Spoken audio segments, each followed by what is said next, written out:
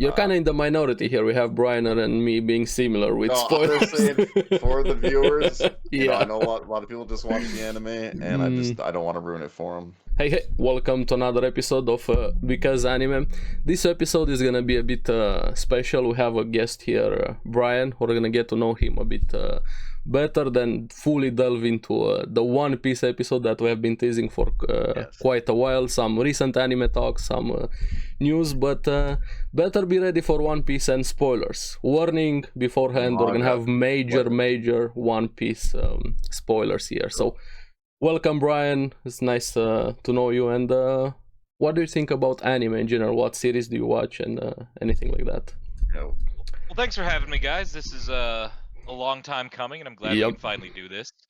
You know, I've been an anime fan since probably the late 90s or so. You know, when Dragon Ball Z, Pokemon, Gundam Wing, like that kind of thing. Same. You know, so I got interested, I think, starting with that. I taught myself Japanese using like old volumes of Dragon Ball and then like an imported copy of Pokemon Gold and Silver. So I've been, you know, I've seen a lot with, you know, this sort of the way that the anime market has changed and the way it's, you know, shifted and grown in popularity. So you know, it's weird to say, but I guess we've been around long enough to call ourselves old schoolers. Like I remember going to, and I was gonna say, Josh, you're out of Michigan, but you're in northern Michigan, right? Yeah. You always lived up there? For majority of it, not all. Okay. Because I remember, and I don't know if you've ever had something like this, but I remember I'm from the Metro Detroit area. We used to have this like indoor flea market called Gibraltar Trade Center. And it's like, I remember that was the only place you could get anime stuff, was you would go to like a booth that someone owned in this flea market, and you would buy cassette tapes with like fan subs on them. You know, that's how old I am, is like being excited because it's like, oh, this Dragon Ball Z movie came out 3 years ago and we're finally getting a fan sub. And I remember, you know, paying like $20 to get the tape, and then you find out later that like the subs were complete garbage. Yeah, and I they think make no really sense. What kind of got me to study Japanese was like, it was a lack of availability of, you know, like reference materials and things like that. Because that style of Dragon Ball fan, right? Like a lot of it was weird because you would know that these insane things happen down the line, right? You'd know about Super Saiyan 3 or 4. Yeah, you know the references, some plot points, but no context.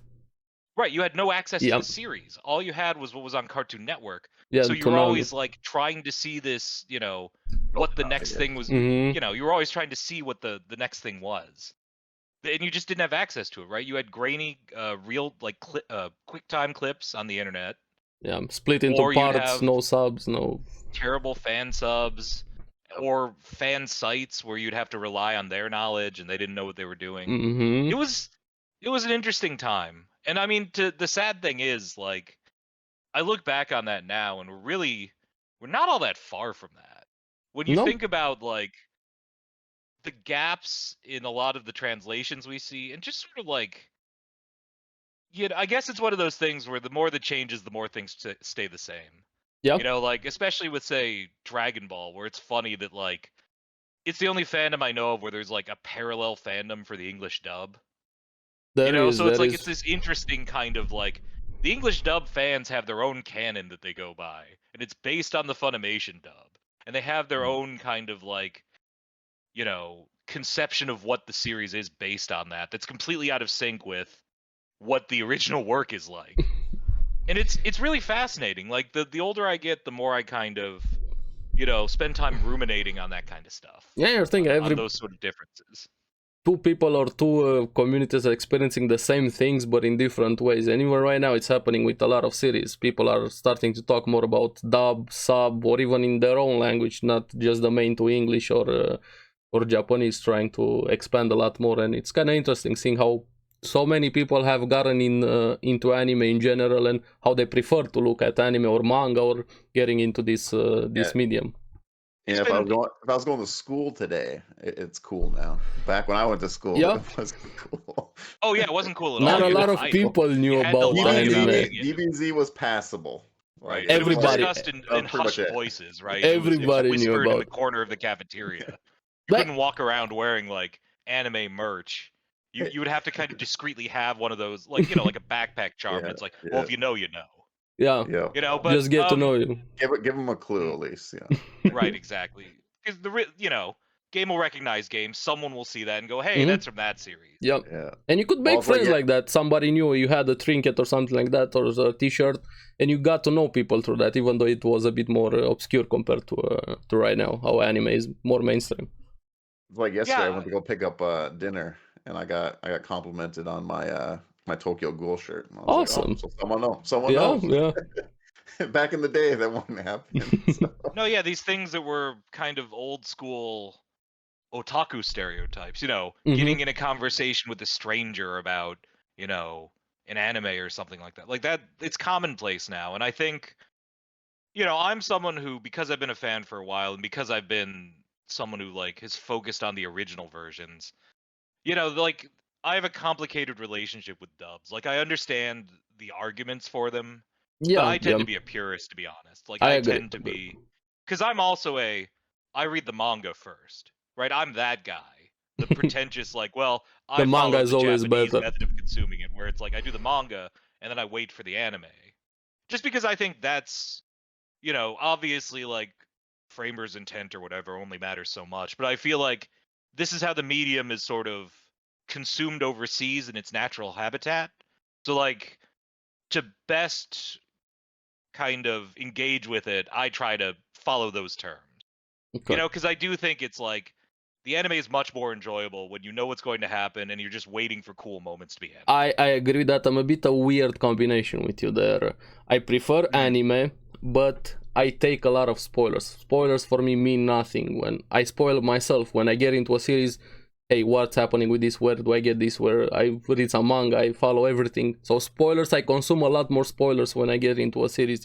And I know so many people find that weird, that spoilers don't bother me. Yeah. Here's what I'll do. I will read sometimes the last chapter of a series before I read the rest of it, just to kind of see. It's like, okay, yeah, exactly. How do I like how this feels? No, for real. Look how tall she's losing his mind when... Because you want to get a sense of like, okay, what is and I hate to use the word, but what is the vibe? What's the tone of this series? How does it feel? What kind of ending does it have? Because at the end of the day, like, I've always had the belief that story is about theme more than narrative. And that ultimately, what the individual events that happen in the story are all in service of the theme. And sometimes you have a theme that's divorced from the narrative outcome. Where like, okay, whether someone lives or dies, like, if you're caught up in the narrative, that's really important. But from a thematic standpoint, that doesn't necessarily matter. It's more about like the actions that happen before that. I always say with anime, like, the actual battle isn't the battle; it's the part where they decide to fight in the battle. Yeah, what leads to that fight and what happens? It's the moment where they make the decision to do the thing that determines what happens down the line. But what happens within the battle is fairly immaterial in my mind. I just like trying to predict things is my favorite thing of every story. Right. No, we have those discussions all the time when we're talking One Piece. Yeah. There's it's one of my favorite things. Yeah. That's why I don't like spoilers. But for me, I like trying to predict it. I enjoy both things, honestly. One doesn't take away for the other. Both can exist at the same time. Right now, when I'm doing videos on a series, I try to avoid spoilers for that series, just not to pretend fake my reactions and things like that. But when I watch a series outside of videos, full on spoilers, everything. Right, it's a content thing, right? It's, hey, this is going to get better content. I mean, that's a producer at work, right? Yeah. That's how the producer mind works. It's, I gotta get the purest, most natural reaction so I can edit it. Yeah, I like trying to guess because like it reminds me of our Odd Taxi thing. That we remember when I was you already seen it. Yeah, I was watching it and I was trying to predict because remember the whole like animal thing. I'm like, why is there normal animals here, but it's an animal, world. I remember talking about it and you're like, oh, you'll see later. Yeah. Because I was trying to predict. I like trying to predict what's going to happen and stuff like that. And there was that clue, and I you did. I figured that one in episode 1. Something caught my eyes. Yeah, that kind of makes sense. I hope that's gonna be the thing. And then later on, yeah, that was the thing. What happened with our taxi? Yeah. So I need to stop. Go ahead. So Josh, I need to stop sending you the One Piece spoilers as they come out. Then send them to me. I don't look at them. For me, it's Bryan. like I don't look at them until I read the chapter. No, that's good to know. That I won't bother sending because I always see. For me, it's like, seeing the spoilers, trying to decode them before everyone else, laughing at their crappy, poor translations of the spoilers. I don't know. For me, that's a lot of fun. That's one of those like perks of knowing the language is you Yeah, can I kind would of wish I know a I little knew. bit before it happens. I, Even though I it's like 3 days now at the current pace, I because tell my like wife, I was like, Brian's messaging me, and it looks like spoilers. I'm just gonna wait till chapter comes out. Send me all He the sends me like spoilers. he sends me when the chapter comes out though. I'm like, oh, okay, here we go. Then I just go read it right away. So. right, that's the difference. Is I send him the link too, so it's Yeah, like he Oh. gets the build up, then he gets the yeah, actual. yeah. And then I tell my wife, I'm like, hey, it's out. Brian sent me the thing. It's out. So we're gonna read it. Yeah, there's an interesting window where it's like once you get the full spoiler, once 1 or 2 people come, because there are certain people, I don't know how they get them. It's not legal, so we don't want to endorse leaks that. and anything like that. By Yeah. some grace of God, they share them with us. Fell out of a And truck. usually it's like once you get that summary, then you're gonna get pictures in the next day. Mhm. Chapter's gonna be out the day after. But see, I like it with the spoiler because then you get that progression where it's like, okay, day 1, you're kind of like, you have a couple of cryptic lines of text. You're like, what could be going on? You fill in the gaps. Then the pictures start to trickle in. Yeah. And then it starts coming I just like together. reading the whole thing because like some of it I know might be not true or whatever. So I'm like, I'm just gonna wait till it's out there and then I'll read the whole thing. And I get more excited when I know spoilers. I don't know why. Maybe I'm wired differently, but when it's a spoilers, hey, I can't wait. Beat manga or anime. Yes, I know this thing is going to happen. I can't wait. Give it to me. No, it's the anticipation. It's 100% just like, oh, so Shanks annihilates Kid. Like, I want to see how that happens. It's Exactly, like even from the one, it's like that's enough. That's enough for me to get me hyped for all. Because then, it's like it's a spark, right? It's a prompt that gets the imagination gets you going. Yeah. So then you start thinking about like, oh, what's gonna happen? How is this going to go down? And then you get the fun like, I'm kind of disappointed the way this happened. Yeah. Also, kind of sometimes you get over because. But I mean, Their that's the game, right? expectations are Because high, some yeah. fans will emphasize things over others. That's the nice thing, I guess, about there being a larger fandom is that you have different kinds of fans. Because back in the day, like the original kind of anime fans, it's a very specific type of person. And now it's like it's not like that. Yeah, it's everywhere. So many people are watching and experiencing anime, and everybody values things differently and looks at things differently. Somebody might like this, somebody might not like it. That's how we get Boruto fans. Yeah. Yeah, and I mean, in my mind, it's a mixed bag. Because on one hand, it's like it's good that this stuff is available, but on the other hand, it's like because there's money in it, it also means that companies that don't have the genre's best interest in mind get their hands on it. Like with the Netflix Stone Ocean release. Yeah. All you had to do was release one a week, just like literally every other country in the world was getting it. That's how Japan got it. That's how foreign markets got it. That's how fans consume it. 1 episode a week. Just do it. Talk about it more. If you're stuck in your head with releasing it in chunks, publicize it more. Do some PR for it. Talk something about it. Promote it more. I mean, at the end of the day, and that's the fear, right? The fear is that it's just, hey, it's another genre. It's just another type of thing, and that we're kind of at risk of losing. I think what makes it so special, and that's my big concern, is just the dilution of anime as a product. Like, I saw that there's a Western-produced Gundam series coming out, and it's like there's nothing I want less. Like, I absolutely don't have any interest in. Like, I don't know. It's just And also the Isekai, with studio they're gonna do. With Warner Brothers, with Harley Quinn and allegedly Joker. A movie coming too, but I'll see it when I believe it. I mean, with all the cuts and stuff, I think like part of it is like I think Bandai knows what it has, so maybe it's trying to tighten control of the IP. Because maybe they're trying to move it towards something. I don't know. There's a Gundam is interesting. It's personally, it's probably my favorite. To get back to doing a little self intro, I think it's probably my favorite overall IP. I'm a big like Universal Century era Gundam fan. I don't know what I'm big into like Gunpla and stuff like that. So, I'm pretty proprietary about it, I guess. Is just in terms of like Gundam is great because it is a canon that accepts pretty much any kind of story. Like I've never seen a franchise where there's a TV series version, there's a movie version. Both of those do the same story differently, but there's never really like a clear ruling on which of those is canon. And fans are okay with that. And that's one of the things I really love about it is like it doesn't matter whether Sayla pilots a G fighter or a core booster. At the end of the day, this is the story and we love it.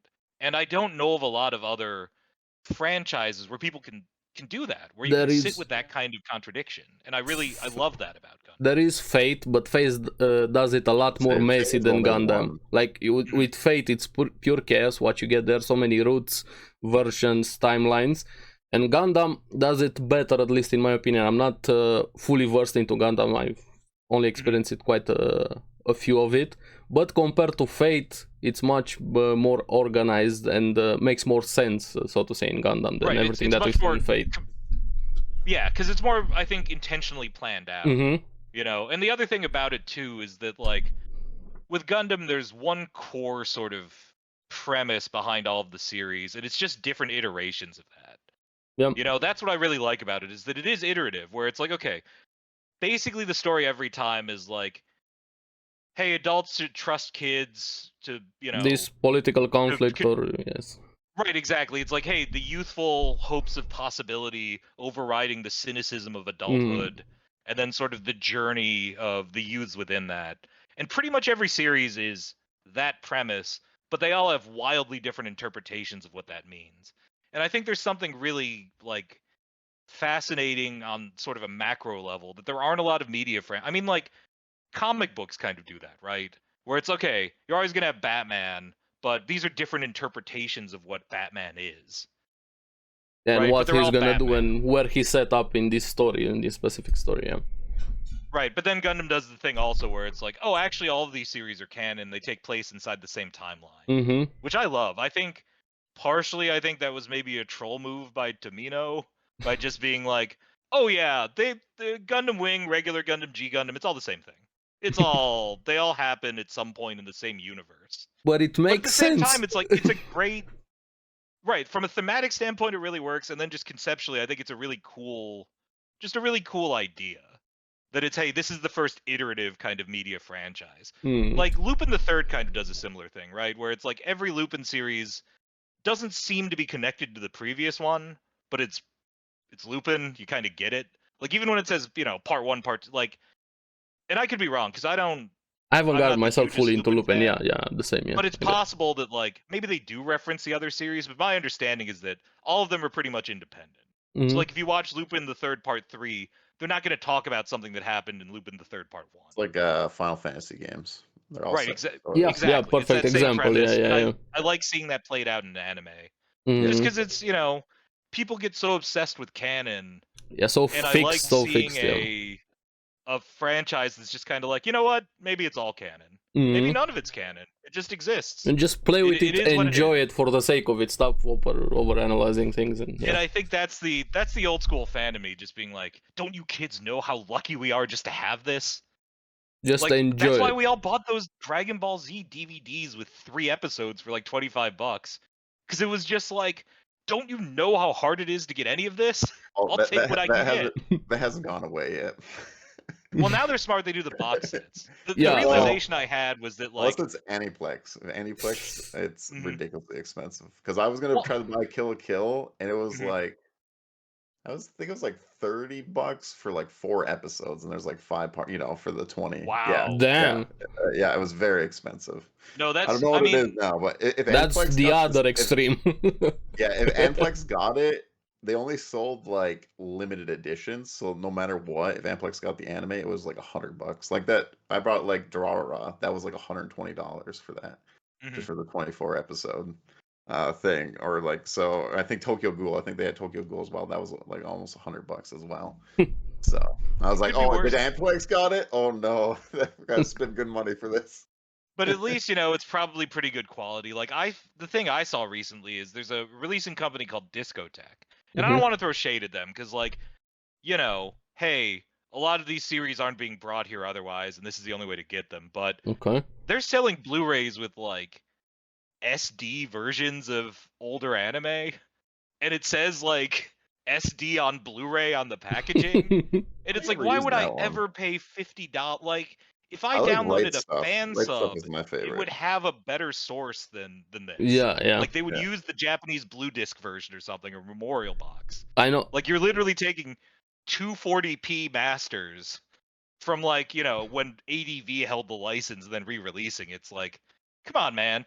I'm sure they would give you a better quality copy. If they would Like, just if you asked the actually try studio, properly, yeah. right. I'm sure you could get City Hunter 3 at something better than like 140p. As funny and as cliche as it is, you have piracy is a service problem. Like, I fully believe that. Yeah. 100%. No, and I mean that's the goal, right? Is to create something where it's like, hey, there's no reason for you to pirate. Yeah. You have the access. You have the catalog, because we don't have that now. It's so hard And to it's track with down certain releases. everything, not just with anime. We have this problem even in games with DRM, even TV shows, so many streamings, whatever.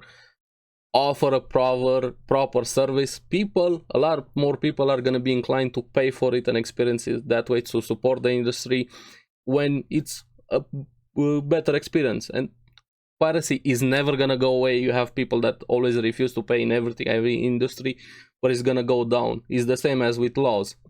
They don't stop criminals, they lower criminality. This is always gonna happen with piracy also. You're never gonna stop something, just improve on it. Well, I mean, especially too, if you can treat the IP with the respect that, you know, it gets treated with in Japan. Because, you know, Josh and I, like, I don't know if you've seen those One Piece, like, McDonald's commercials. Yeah, I saw a few But of it's them like, we on never YouTube. get stuff like that here. We never get that kind of, like, cross-promotion with stuff. And it's like companies are leaving money on the table. Oh, they definitely. I saw, like, definitely. a GINTAMA commercial that was for bandages. Like, Band-Aids or something. It's like, you know what? If there was a GINTAMA first aid kit, I'd probably pay $5 for that. You know, that'd sell me on it, because it's like, hey, yeah, why not? Series I like. It's got maybe a goofy character. You know, it's got something I like in it. Like, why not? Something you enjoy. Why not try and sell the Sanji chicken sandwich here in America? I don't know. I think it has more legs than people. When you consider that, like, people were rioting in McDonald's over the Szechuan sauce. The Rick and Morty like, thing. I was laughing so pretty much sure about we that. can get some people to turn out for.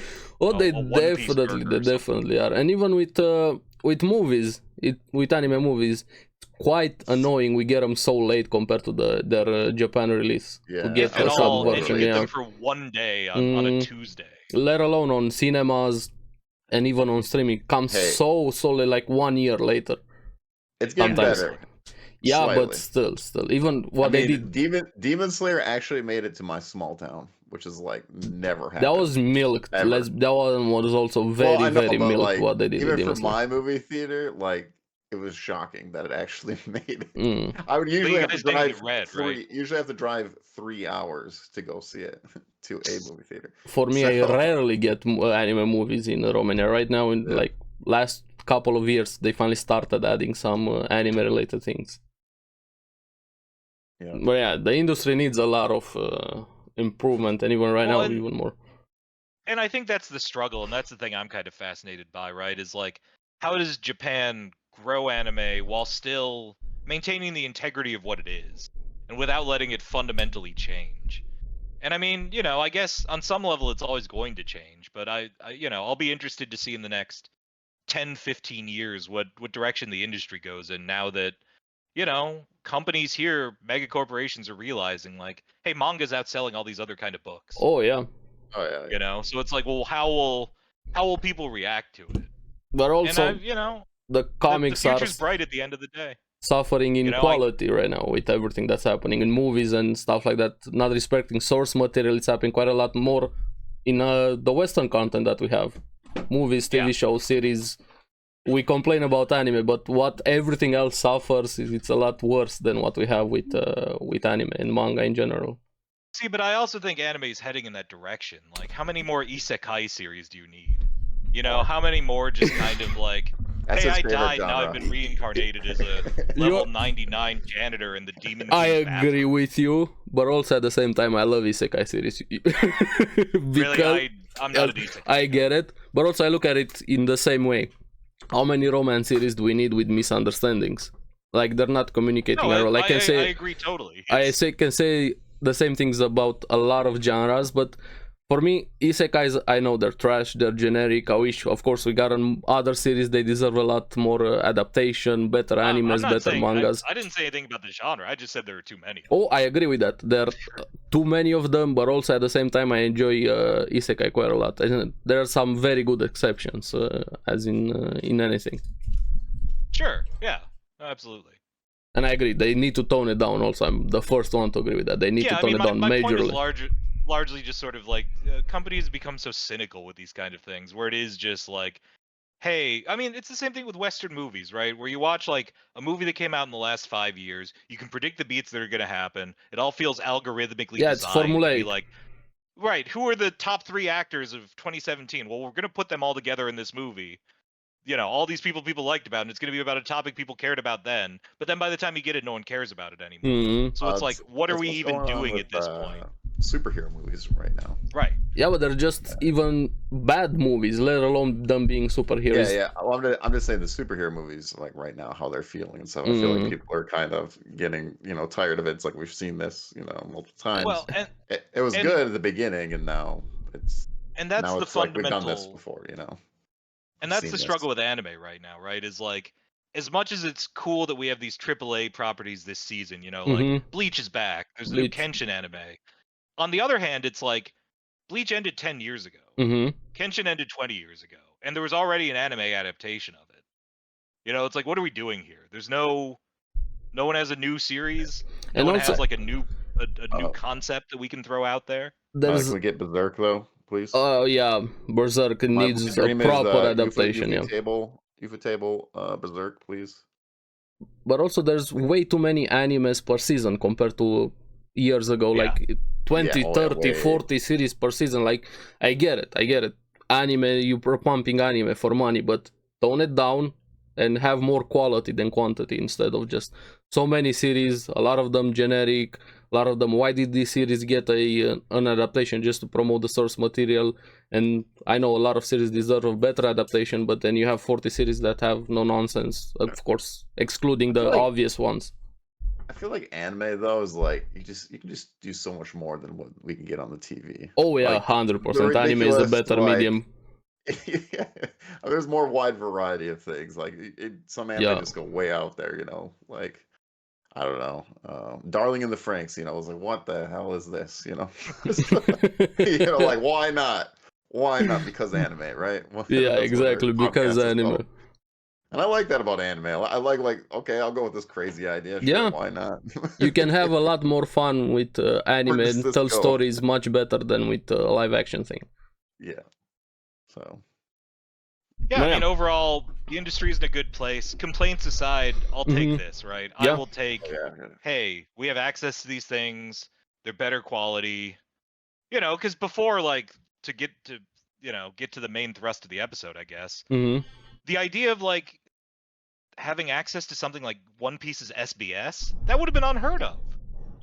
Right? Like 15 years ago, it would have been like, so there's a rumor that Oda says this one thing about this one, and no one would ever know.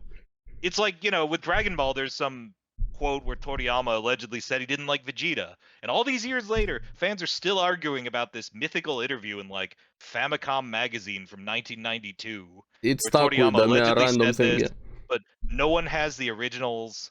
No one knows what exactly was being said. It's just this weird kind of, like, conspiracy that's been bubbling up.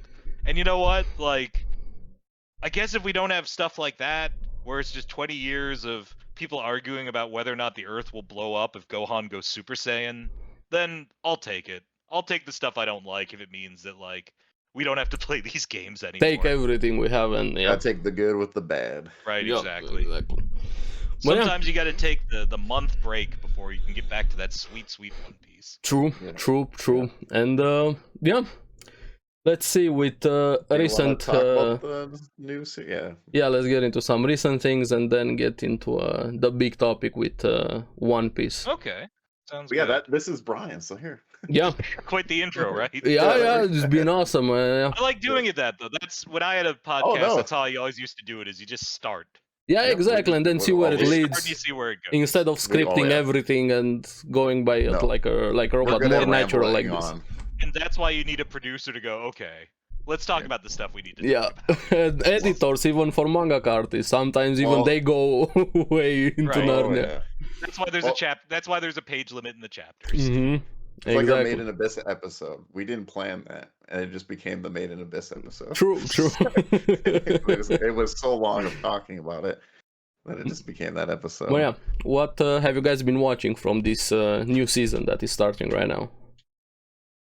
Well, we With were talking what about Jobless series? Reincarnation, which is a new episode tomorrow, but we talked about last episode.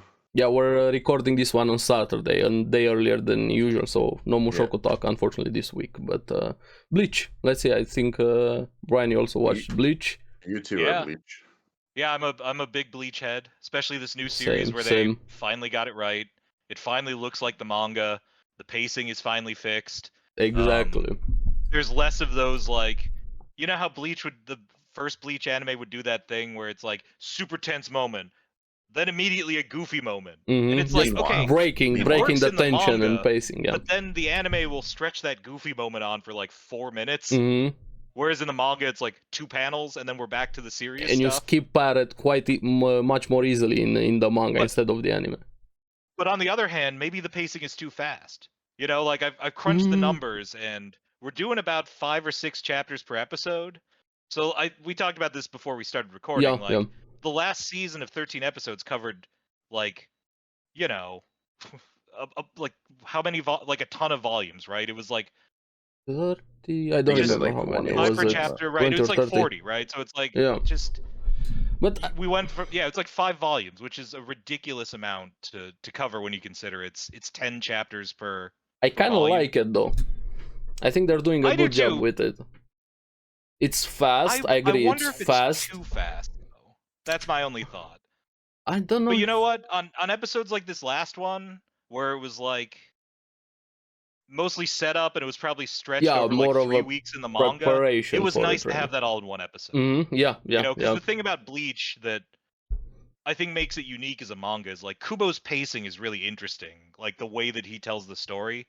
Because I remember, like, when we used to read it week to week when it was coming out, fans would get frustrated because there'd be like a chapter where like it's 15 pages, there's maybe like 4 panels of dialogue, and then the rest is just like spreads and people looking cool and stuff. Yeah, the epic poses, the moments, yeah. Right. And it's great, and it's one of the things we love about it, but it's also like, it can be a bummer because then the Kenpachi Noitora fight goes on for like 10 weeks. And you're just like, please, just kill him. We know he's gonna just get rid of him. We're sick of it. Yeah.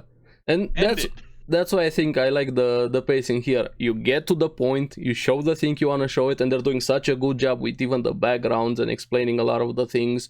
And that's really the thing. Is with this pacing, it's like they said it's going to be 4 seasons, so we're going to get, you know, an extra 13 episodes worth of stuff. Gonna expand on everything that has been missing in the manga, and there's quite a lot of things that are missing in this arc, even in the manga. So many unanswered questions, rush things, and I hope the anime is gonna improve a lot more on that. And so far, they've been doing a great job.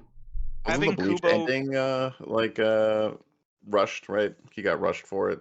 I still think honestly, I still think it's a perfect ending. Like it works. Just at the time it was jarring, but when you go back and read it without the week to week, it actually makes total sense. That it makes total sense, but also a lot of some things are missing, and they needed to be a bit more expanding. Ending makes sense, but it needs more around it to get to that point, right? Because like I understand Kubo's argument that like some of this stuff you can't just have in the middle of the story when the whole premise is like there's a war going on now and everything's falling apart. And you can't be like, here's 13 weeks where we're just going to like flash back to 2,000 years ago. Like I totally get that. So wait, with Kubo being though? But that was I don't know. I only watched the anime. Oh, okay. The meanwhile where they go back to they did like the 30 episode sword arc during the that was a filler arc. That was a filler arc. That doesn't whatever the filler arc. I don't know the Bleach. Yeah, but I was just I don't know. That drove me nuts with the meanwhile. Yeah, and the bound arcs and the Bleach. The anime has a lot of issues with the fillers, but the main story didn't. Even Mushoku did something perfect with the flashback like that you mentioned. They had the main story, and then they had a special episode that you needed to watch, like an OVA focusing on another side story. That's why I think something like that is much better to handle like novels like they're gonna do. I hope so. I think they'll follow the Naruto model and go, hey, we've got these light novels that are popular. They fill in a lot of gaps. Let's do it. Let's spend 3 or 4 episodes just kind of filling this in. Because there's the one about Renji and Rukia's relationship, and then there's the one with Hisagi trying to track down sort of the truth of what happened. you know, Yep. with Tolsen and all that other stuff. So it's like between those two, you get a pretty nice ending. Maybe we'll get a Hell arc adaptation of the chapter. Hopefully. I think I'm in the minority of thinking that we're probably never going to get a full series. I don't think Bleach will ever come back. I don't know if we're gonna get a full series, not even close to the original series, but I would love like a one-off, like one season, 13, 24 episodes, or how many volumes they're gonna do. I don't want Bleach, hey, suddenly we have 100 episodes. But it would be nice to have that arc at least in the manga adapted fully to see, since the story started right now. I'm just ready for the kid version, you know, Ichigo's kids, you No, know. don't give me Boruto flashback. No, that let it for the ending. No, when we get to Ichigo's kid and like that, I don't want a sequel to Bleach. No, that's not what I want. Did That's it. what the Hell arc is. Naruto, no, but that's the thing, is that is the Hell arc everyone wishes for is about Ichigo's kid. Yeah. It's based on the one chapter, right? It's about his weird ability to seemingly send people to he hell has without having that ability. I have no idea because I haven't read it, so I have no idea. But I that's mean, what I'm waiting for. I don't want a sequel to Bleach like the way they did it with Boruto, like shit on the legacy of the original. That's what I mean. What they did with the Boruto anime thing is confusing to me, because I think I'm okay with the manga, honestly, and where it's at right now. Like, I thought it wasn't great, but it's like it makes sense. Is okay. 15 years later, what do you do with this? And it's like you kind of have to blow it up, and I kind of like that about it.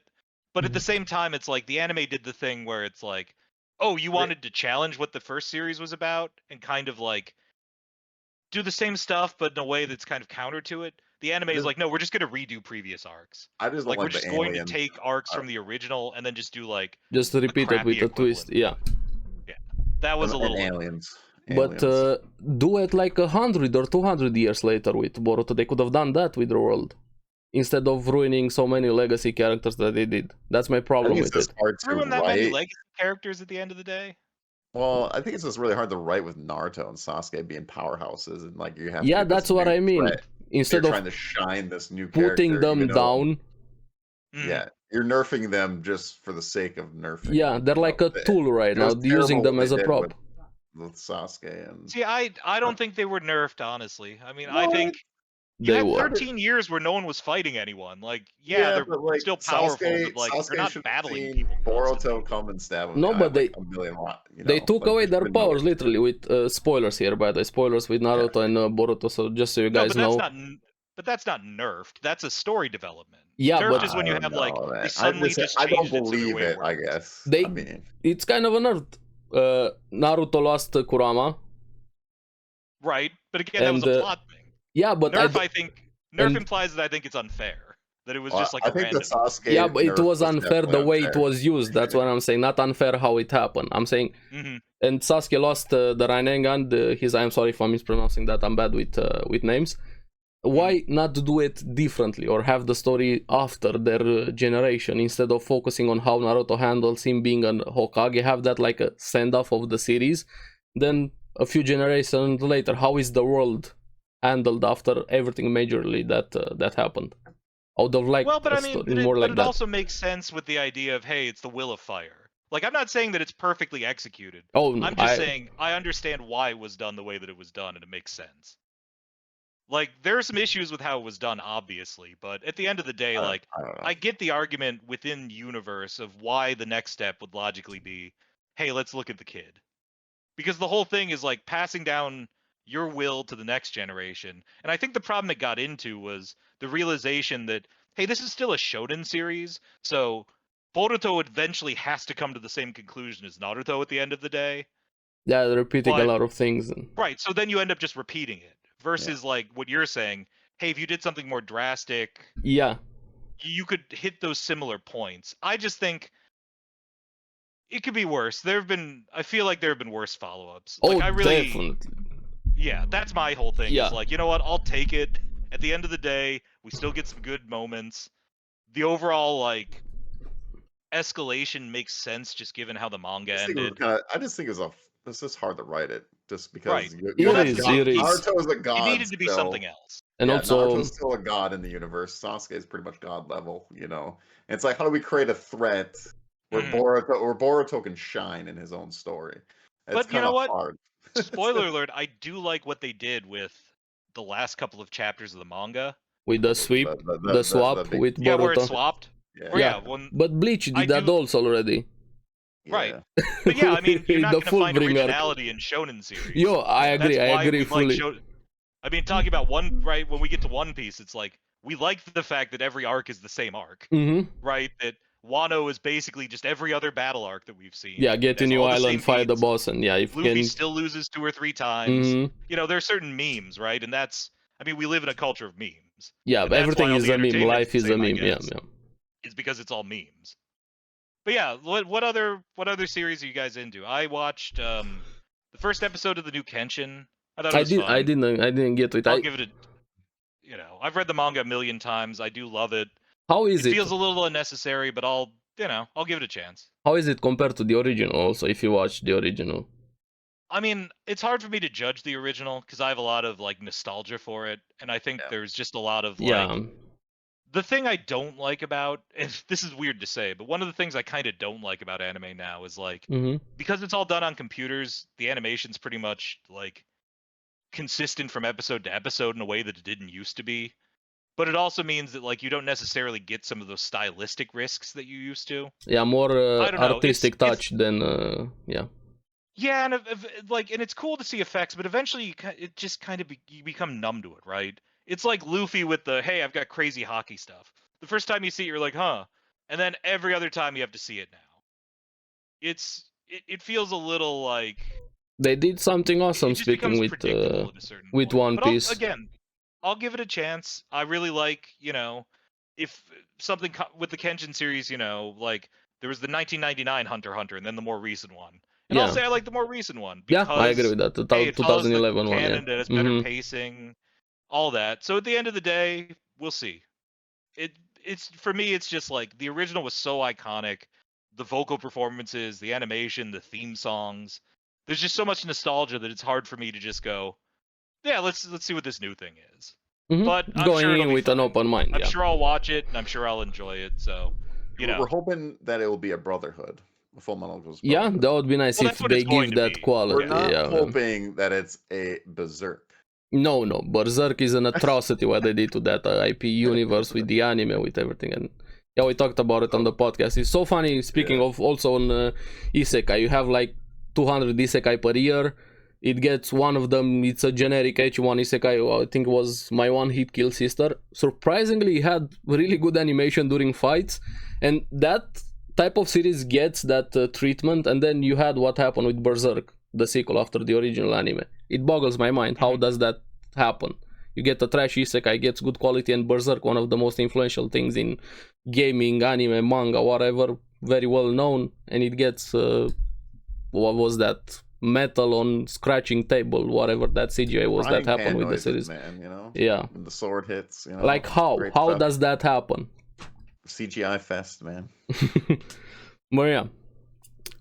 And speak on different things, type of tones with One Piece, I really like how they did with different directors with episode to episode, and changing a lot of the more important episodes as of late. But we're gonna get to that now. Besides Kenshin, anything else in recent? Jujutsu Kaisen, man. Yeah. For me, that's all that's on the horizon for me. I'd be curious to hear what you guys. You know, I'm a shonen guy, so I'm deeply invested in my. I love shonen Jump manga.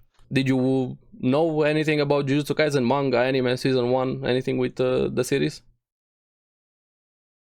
No, you know, I haven't picked that one up yet. It's one of those things where, like, you know, our fandom, in a lot of ways, the series that I grew up with are still around, right? It's like I grew up reading Naruto, One Piece, Bleach.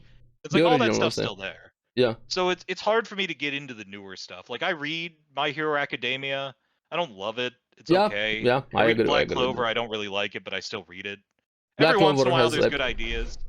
You should try Jujutsu. Yeah. If you... Jujutsu is a lot like Bleach. Yeah, it's very influenced by Bleach. Very influenced by Bleach. Well, and that's kind of the thing where it's like, I mean, I already read Bleach. What do I need to read another? Well, it's not like, I don't know, it has like style. I wouldn't say like it's a copy trying to do everything that Bleach did. It takes from it and it improves and changes some things. Not to say that what Bleach did is bad, but also that it does similar things but in a different way, and especially with some of the characters. And one of the best Right. set of female characters, in my opinion. Mhm. Jujutsu Kaisen does a fantastic job with female characters. Kind of like Bleach. Bleach did a really good job Yeah. as well. Yoruichi, Yeah, my I mean, wife.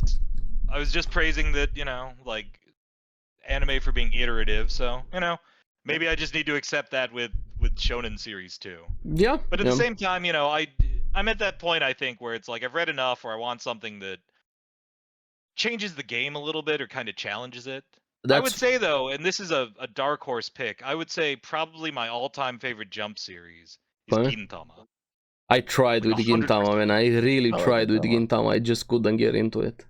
Part of it is like English translation is going to fall short because there's so much like wordplay humor. There's so many puns. That There's so happens many with like any translation, yeah. Japan-specific things Mhm. where you almost have to do what like I kind of feel I kind of understand why the American Bobo dub did what it did, where like Bobo was a gag manga that ran in Jump, right? That I heard sort of about it, spoofed but a I lot of didn't stuff read that it, was yeah. in Jump. Right. So I'm setting it up for people who might not know because Yeah, I think it's been kind of largely forgotten, It even had a sequel though. It was super popular in Japan for a while, but like when it came here in America, they basically said, "We're not going to try and do this accurately." Mm-hmm. Like, yeah, the plot will be the same, but all the gags, we're just going to do what we can.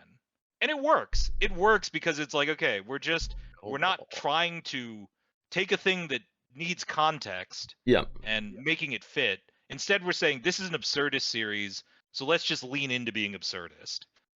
And it's like, you know what? That works better to me than like we're going to try to stay super accurate but also make it palatable for American audiences because you're not going to do it. It's very hard. It's too much nuance. Mm. So for like a gag series like that, usually accuracy is important, but with things like that, it's like you kind of have to play it that way. Because I'm sure there's a ton of humor here that you bring it over to Japan, they have no idea what we're doing. Yeah, a lot of it's lost in translation. You can translate something one-to-one when it's more nuanced, like you said, or something cultural. You cannot translate that in simple language. Like 1 + 1 is 2. Yes, sure, you can translate very simplistic things like that. But when it's context, references, experiences, it's very hard to have that translation to make sense for somebody in different cultures. Mm-hmm. But no, yeah, I've always loved GINTAMA because it's a series that jokes about how no one reads it and no one likes it, but sneakily it's one of the most profitable Jump franchises of all time. Like, it's the very manga well ran known. for 15 years. Sorachi got kicked out of Jump like 3 times because he was taking too long. And they let him do it. What other manga author where he's just like, hey, so I'm playing Sekiro instead of doing my job, so Giga Chad, yeah.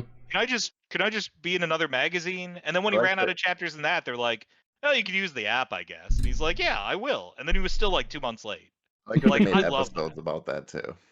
Where it's just like, yeah, exactly. The whole thing is just jokes about how, man, our author sure is lazy. Yeah, it's like I really self-referencing humor, self-deprecating. Breaking the fourth wall. Yeah, but not in the way where it's like, it's that corny way. It walks that line. And I would say like, there's no series that does better. Like, hey, this is a 2-episode arc, but it's going to have a lot of emotion and also a lot of humor. It does the Jump formula better than anyone. Where it's like, it really, GINTAMA, inexplicably, is amazing at emotional payoffs at the end of arcs. And I think that's what I really admire about it. Is that it's like, it's so joke heavy on the front end, but then by the end, it's like, it's really sentimental in a way that feels organic and feels earned. And I think there's the Guerrillas really mastered the format. And I'm excited for the new GINTAMA series, where it's an adaptation of the light novels that were like sort of set in a school. And I usually hate school stuff, but I'm willing to trust this because I like the IP so much that like, I'll take that trip. I read one of those novels. It was pretty funny. If you get me the same voice cast, like, yeah, I'm in for that. You should also try Golden Kamuy if you want full comedy and very much emotional payoff and character development. That's a great one. That is I love Golden Kamuy. Historical manga too. It's all, and we're getting a full adaptation, and I'm so happy. Right? Yeah, I mean that's the kind of stuff though. That's the stuff that will build the new generation. Not like, hey, it's Bleach, but it looks like. And I'm not saying Jujutsu Kaisen's like that because I do think from what I've heard, and I've read a couple of chapters, like there's a lot there to like. You know, It there's a is. lot of merit there. But I'm less sold on it than say something like Golden Kamui, where it's like, okay, it It's feels like a more little more of a unique, swing. Golden Kamuy. It's a lot more unique than Bleach or Jujutsu Kaisen. Like there's very epic moments in both Bleach and Jujutsu Kaisen, but it's missing a lot compared to something like Golden Kamuy, Well, a I would series say in Bleach is uniqueness. still pretty original. I It think is. like the stuff that's the spin-off, like Black Clover, right? Where it's like, hey, we just took the Shinigami thing, but we made them wizards. Like, it's same premise, grimoire, A lot of series, Zanpakuto. yeah. Hey, look at all these goofy captains. You Their know, eccentricities, their weird quirks and everything. A lot of series have right. that formula. But what are you guys watching? I was gonna say, I think It's the showman formula. Yeah, it is. that's It's the jump system. Well, that it works. yeah. I enjoy it. I haven't started a lot from this season. Bleach, Mushoku, Jujutsu, because I'm doing videos on them, and I usually keep a lot of the series that I'm interested in towards the end of the season, unless you guys have watched anything else, Oldish. Well, the one thing I want to say about Jujutsu Kaisen, I Yeah. thought the camera work was very interesting in this Yeah, first episode. they did an Which I awesome haven't job seen with the much in camera other work. animes. It's It was very weird. Chainsaw Man like. But yeah, it was like What was how different about it? they like set up The way the visual, cinematography, the angles, the way it was following the characters, the movement, the panning, it felt like a 2D scrolling in some scenes. Let me see who was the director for it. It's very interesting and very cool too. Is this? I haven't seen it very much. Shota it's Goshozono. I'm sorry if I'm mispronouncing his name. He also worked on Chainsaw Man, Ranking of Kings, Jujutsu, Fate, Mob Psycho, Sword Art Online, a lot of series on his pedigree. He's involved with all the like hot AAA properties. But yeah, which makes sense. Very cool. There haven't been a lot of, like the last series I remember that really like went out of its way to do interesting camera stuff was probably Cowboy Bebop. Like that movie where there's that dogfight. Oh yeah, the movie, the tracking shots and all that kind of stuff. Like you don't see that kind of stuff in Hollywood, and you don't really see it in anime either. Like just really taking advantage of like we're doing these shots that wouldn't be possible in real life, or that are really hard to board and have all these different elements. And it's like I'm glad that like animation is it's really cool that trend's come back. Yeah. Even though it's sometimes CGI aided, like yeah, I really do like that you have directors like that are being more adventurous than taking risk with things, yeah. Because anime really, I think, hit a nadir around like early 2000s. You had a lot of like crappy harem shows and just very kind of like derivative. It felt like it was in a bit of a quagmire with that transition from painted cells to was, for sure. early digital. And it's like I'm glad to see that like money's being invested into it. It's being treated seriously. These are the kind of things that'll like help the genre prosper through the future. Taking advantage of like cool camera angles and tracking shots that you can't get in real life. And even if they did adapt it, they wouldn't adapt the camera work. I mean, think about like, Top Gun Maverick, where they had to invent a whole new array of cameras just to get those shots.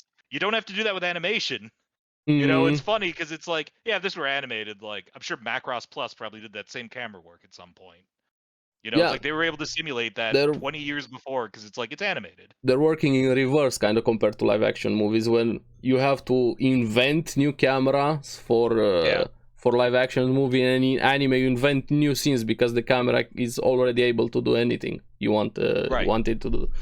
But I wish more people would appreciate that. That's what happened also with Chainsaw Man, how it's kind of split in Western. People liked it a lot more, what they did with being it more movie-like with the camera work, and Japanese fans didn't really like it as much compared to Western fans with Chainsaw Man. It makes sense, and again, I think it's also who's watching what version of it, right? Because they probably read the manga first, and they were probably... And I'm not as familiar as Chainsaw Man as I could be. It goes a little too seinen for me. Like I get it. I know it's good, but I'm a Dynamo shonen guy. The thing is too is the author is a huge he's a movie buff, the author, and the director did that as a tribute to him, and it turned out amazingly what they did there. But it's also a culture thing with how the series was perceived. But I think the whole intro is this like movie sequences, if I remember correctly, in Chainsaw Man. But Jujutsu Kaisen, it was good first start. I enjoyed it. Animation was awesome episode they had with Jujutsu Kaisen for a start. and dealing Getting more with the Gojo, it seems past. like, Yeah, it's focused which on is his pretty cool. past. Gojo, speaking Yeah. about Gojo right there. Yeah, Do you guys like the format that they do now, where it's like, okay, instead of just having a series run constantly, we're gonna do it in like 13 episode blocks? I do personally. Yes, but I wish a bit different. I like it more with blocks instead of long running shows. Even though I like long running shows, give me to me as many as episodes as possible. I like having something, a lot of something that I like. But I wish more series had 24 episodes, because sometimes 13, 12 episodes it's not enough to get into that world, universe, or characters. That's why Demon Slayer, Jujutsu Kaisen, a lot of the series that got Vinland Saga got 24 episodes. They were more fleshed out compared to 12 or 13 episodes. But if we had to choose format-wise between the 13 and 24 versus the long running, I definitely choose the season over the every week is an episode. Just because, I mean, we run into problems with each one. I mean, Bleach has had its problems, Naruto's had its Fillers, problems, One Piece, spacings, yeah. yes, One Piece has the problem because they could be flushed out more, and the animation could be more, top tier. They get more time. Which one To do me, you? I'm like, man, I would love if One Piece just took a break and just like let it, but it's just not gonna happen. It's Oh just yeah, with One Piece is keep never going. gonna I happen. imagine it's a contract and whatever and stuff like that. Which one do you prefer, Bryan? Oh, I mean, as a manga first guy, to be honest, I'm fine with either one. I think I'm in that weird space where it's like I get the production, the quality, like the bump you get when you do it as seasons, but I also kind of like the, hey, it's just gonna come out every week and it's Yeah, comfortable. it's there I think having a something mix, consistent, yeah.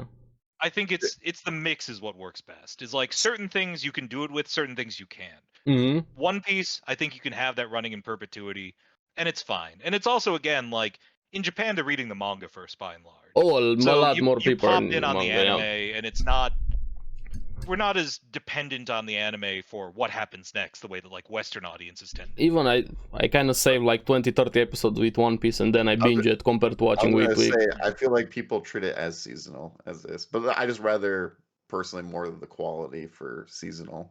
Give people the time. Let the No, I get manga, that. the manga get further, so we don't, mess with it. That's his main, because then also I don't want to get like a Naruto filler where it's 100 episodes and I'm just like, yep, I'll wait for a couple years Flashback, to no do it. jutsu, and yeah. I don't need that. Just save some time. I don't need Naruto, chasing Sasuke and then he farts and then we lost them because we lost, with the moth or whatever. If you remember Yeah, that but then you filler. get a nice off week. I mean, there is something to be said No, about man, like, I lost brain cells after I watched that, dude. It gets also to the frustrating part when that 1 week break happens too often, though. right. Oh, like the Bleach anime at the end, where it was just like you'd have 3 episodes of fighting, then it would be like, hey, here's an episode about New Year's Eve. Then you'd have 3 more A episodes. random It'd be just like, pulls you out of it, yeah. here's one that's based on a Yonkoma that Kubo did 4 years ago about the Shinigami doing a film festival. Exactly. It's like, that's cool, but you couldn't have done this at the end of the season. Yeah, But exactly. part of that is like sponsorships. There's also the TV I mean, schedule ahead of time. when you right? get to Because the like anime business doesn't happen sides, without the sponsors. So yeah. if they say, hey, you get X number of episodes, they have to make it that number of episodes. Mm-hmm. Yeah, it's already in the contract. If they don't respect that, it's quite problematic. Because, Also, it's a lot of work to get that stuff animated, and it's sold in, half-hour blocks, right? So it's like, okay, we're paying per 22 minutes of animation, basically. mm-hmm. So it's like, yeah, there's a lot more involved with that in terms of, like, it has to be done ahead of time. Yeah. And then you just have to fit it to whatever the order is. When we get to the business side and the real world, it makes sense. But also, when we look at what we enjoy, we have our own frustration. This is more venting than, compared to what happens in the real world. I don't know, though. I do like the challenge of trying to find the good in, like, filler arcs or things like that, where I do think, like, even some of those Bleach ones that weren't great, there were still moments I enjoyed, or moments that felt like the real thing, where you go, oh, okay, some moments, that's like a neat moment. I don't know, for me, it's more the game of just seeing what the studio's interpretation of this is without the source material. Like, seeing that distance or seeing that gap can be an interesting exercise. Because I think, like, when it gets synced back up, it's more rewarding. Like, I appreciate this new Bleach more because we got to see, like, what the studio does on its own. And you go, okay, some of this is based on Kubo, some of this is interesting, and then you have the canon, and then, I don't know, like, Kubo's direct involvement with this helps too, because you get It does. because the new Bleach is so much more collaborative. I think you do get some of that anime production sensibility that you wouldn't get out of the manga, combined with the manga material and Kubo's direct involvement, and I think it just makes for a stronger product. Yeah, it And I hope improves in the it. future, like, we close that gap between the creator and the adaptation. Yeah, Where honestly, I think more series should do the Bleach model, where it's like, hey, maybe we should wait till a certain point to start this, or wait till it's over even. You know, maybe not for something that long running, but in general, it's like, I like that idea of, let's wait a little bit, then we can get the author to actually help us out on stuff. Yeah. You know, or we can actually work with them, because authors have regrets about how things go too. Oh, you know? definitely they do. Yeah. And they set up stuff that never comes up later, or they wanted to expand on. So, like, for me, the most important thing is, let's have the strongest possible version of what this is.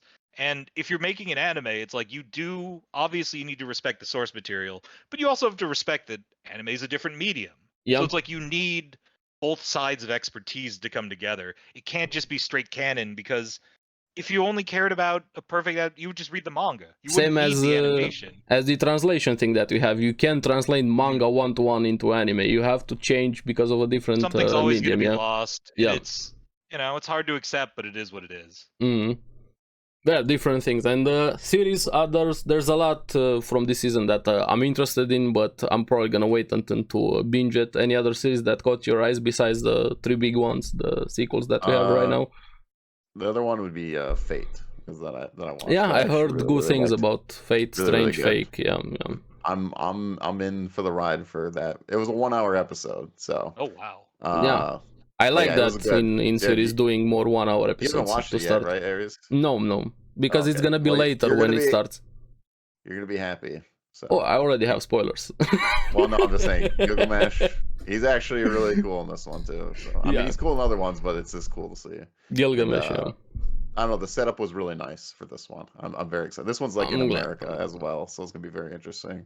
Which little news that happened, which I thought was kind of funny when the episode came out, and I was like, it caught me off guard too. Is the dub was out first, and people were bitching about the dub coming out first. I'm like, I didn't care because I don't whatever like. Yeah. But yeah, no, I just thought that was funny because people are like, "Oh, why is it dubbed?" And they're like, "Well, it's set in America, this and that." And like, I don't know. Maybe just Crunchyroll screwed up. I don't know. I don't know exactly what happened. Crunchyroll screwing up, it never happens. Crunchyroll is always perfect. The servers, everything. Yeah, Crunchyroll is perfection. Well, So, I'm gonna watch it also. Yeah. And then the only thing is, I started watching Golden Kamuy. Finally catching up to it. Yeah. Yeah, I'm on like episode 4, but we'll talk about that when I finish it. There's also Bungo Stray Dogs season 5 is happening. It's gonna air pretty soon. Zoom 100, a lot of people are saying good things about that series. Horimiya, if you like romance, or Is Zoom 100 out then? No, it's not. It's just July. We don't really have the date for it here. There's a few other generic ones, shonen or isekai series, but I think those are pretty much the big interesting ones, so to say, from this season. This is more lax season compared to the last 2, which were kind of insane with how many series there were. Sequels, new series, big ones, adaptations. I'm kind of glad toning down a bit with, like we said before, they need to tone down with how many animes there are per season. Yeah. So summer vacation, right? The kids should go out and play. You go touch some grass, how everybody says. What grass? Just watch the isekai vending anime. There you go, and touch a grass. Yeah. But the vending machine anime, dude. Yeah. That's the best anime of the year. Let's be honest here. Everybody knows. Watch that, dude. I'm in for it. For content, of course. All right. We get to the big topic now. Let's see. Finally getting to One Piece. After all, 1 hour. This is gonna be a very long episode. So guys, strap in. Take a break here, pause the video, go to the toilet, get some snacks. And just so everyone knows, this is One Piece manga as well. So if you are only an anime watcher, I recommend listening to this at a different time. Yeah. So, or just accept the spoilers. Yeah. Up to you. We're going to talk about, accept the spoilers. But they are major spoilers. Major. I don't want to ruin it for anyone that's like me, that cares about spoilers. So... You're kind of in the minority here. We have Bryan and me being similar with spoilers. I'm just saying, for the viewers, you know, Yeah. I know a lot of people just watch the anime, and I don't want to ruin it for them because it's a lot of fun. I think with One things Piece coming is up. more the other way around. A lot more people read the manga than watch the anime, honestly, with One Piece. A lot of series is reversed, but here with One Piece, more read the manga. Really? I don't get that sense at all from like know, the man. fandom I see. I think it's the Western, hey, we watch the anime and vaguely know about the manga thing. Yeah. I know a lot more people that I talk to with everywhere read the manga. Because It could I be don't different overseas, but in America we have yet to have the big breakthrough of manga first. It seems to be Yeah. anime first, then the manga. Yeah, maybe we have things. different 'cause anecdotal experiences, yeah. Other countries, I think, just have different release models and different kind of, I think, histories with anime. Mm-hmm. Where I think with us, it's just, yeah, you know, it's viewed like other cartoons in a lot of ways. Yeah. You know, it's just a subsection of that. Yeah, so spoilers, guys. Again, Right, last either time, way, spoilers, just so you know. So let's What do you want to talk about let's see with One Piece. First, let's start at the beginning. How did you guys get into One Piece, and then we're gonna get into the later things. So, Bryan, how did you get into One Piece first time? I started reading One Piece, I think around 2006. Mm-hmm. I think it was during Water 7 is when I started. Because I was already reading Naruto and Bleach at that point. Okay. And I thought just like, oh, this has been going on for a while, and people online would say, hey, this is the heir to Dragon Ball. So, you know, it took me a little while to get into it, but you know, it's been something that I've consistently read since.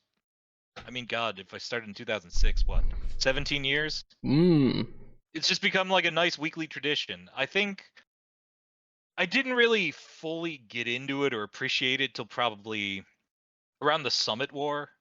You know, because like I really loved Water 7. That really left an impact on me. But then like Thriller Bark was next, which is a fine arc, but it's not like a big story arc the same way. It might be the weakest arc. I think everybody, at least majority of people, can agree on Thriller Bark. I think it's just the scale is different. Like it's not meant to be a huge the epic Moria arc. Thriller Bark. The one with Moria. Yeah, I mean, it's meant to be, I think, kind of a reset, where it's like, okay, this is what the Straw Hats are going to be like from now on. This is how everyone kind of fits together with this new dynamic.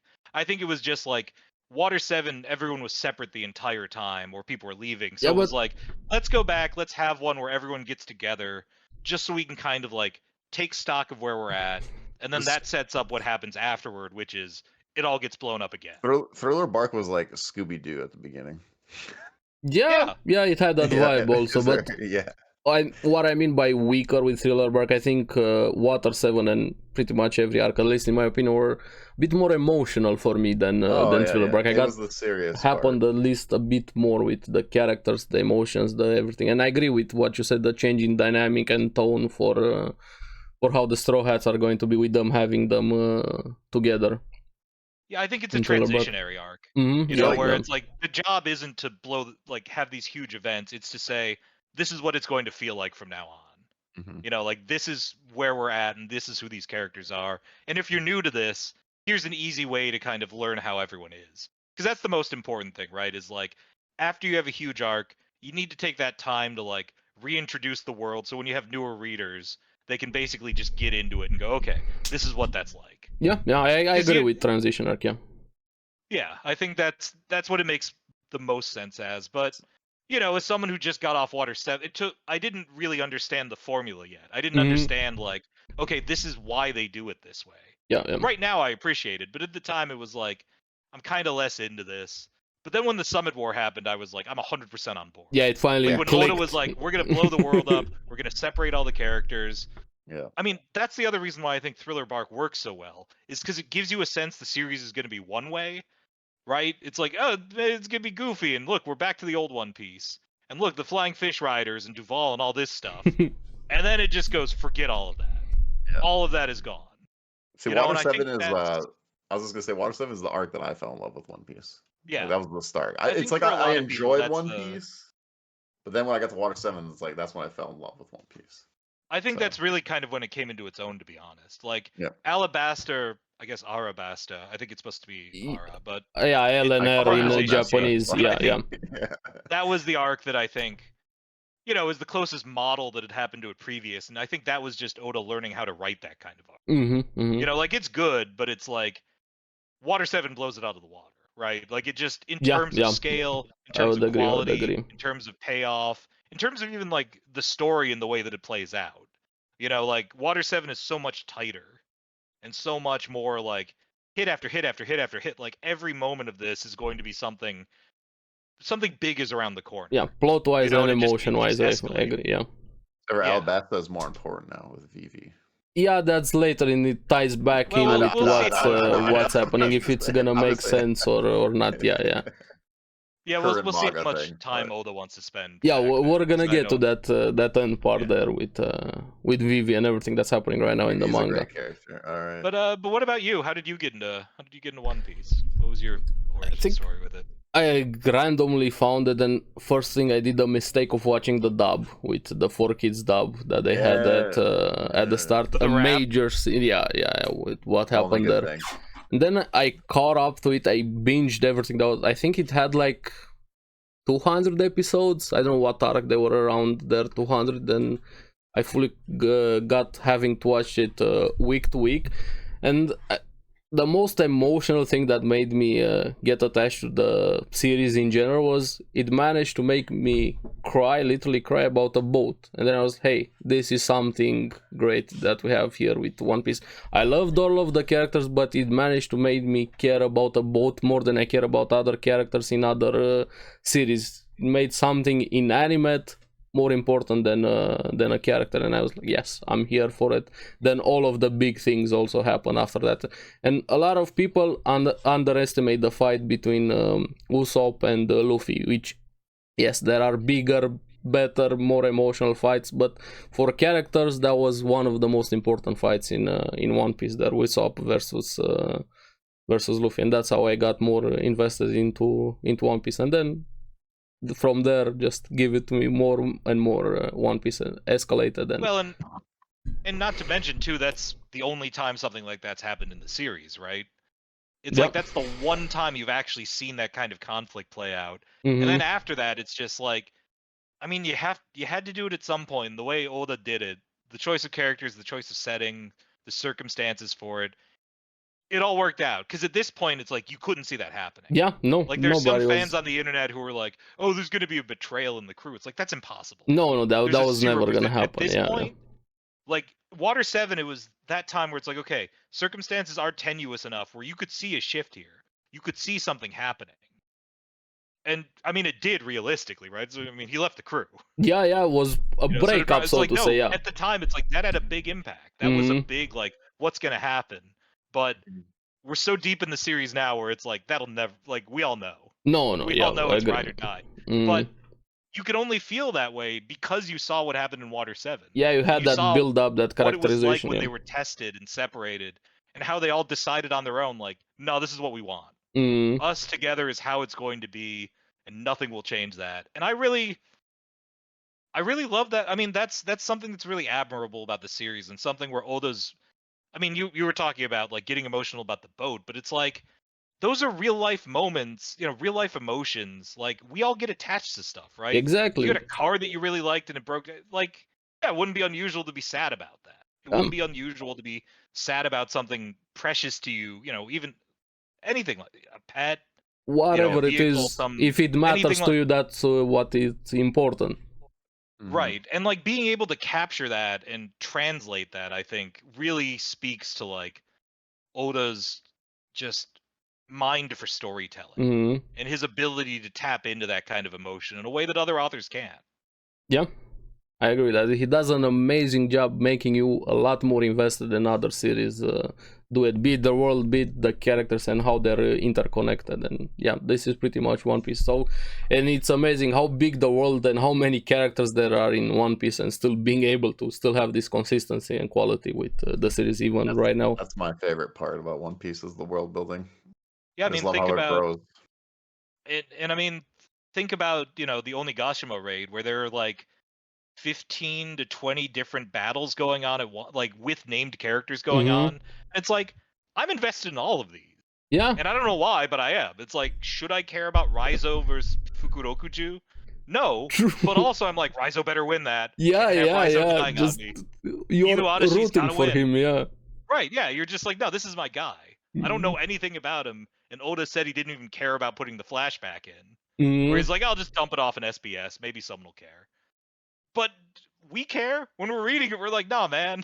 I Raizo's care gotta win about that. Yeah, he better And then win this. guess I'm what? there for He him. saves everyone's lives. That's the great thing about is that payoff where it's like this is a character no one should give a crap Yep. about because Yeah, he's he's the important. 9th most interesting guy in a group of like 9 really interesting people, and then it's like no, he's the one who saves everyone. Yeah, something so And he is- insignificant matters so much for everything else that is And happening. how many times is like Usopp done the same thing, right? Where Yeah, it's like, he's yeah, got he his can't moment. fight, but he gives. I mean, he saves Luffy at the end of Enies Lobby by basically motivating him, right? Mm, Hey, you came after all. Or Punk Hazard, right, where he's able to win over Caesar's guys by God, talking about Usopp, Luffy. man. Yeah, it's stuff like that where it's Oda's really good about delivering those kind of big moments from unexpected places. yeah, and the way he does, not just delivering, just Right, getting you investing feels into it and right. connecting. Yeah, When you making see sense. it, you go, Yeah, duh. It's like with the fire. It's like no one knew how they were going to put out the fire. Everyone thought, okay, so let's talk about that a little bit because Yeah. Josh, you like talking about theories. Oh, I'm yeah. curious, I got all kinds of what theories. was your thought about how did you think the end of the raid was going to play out?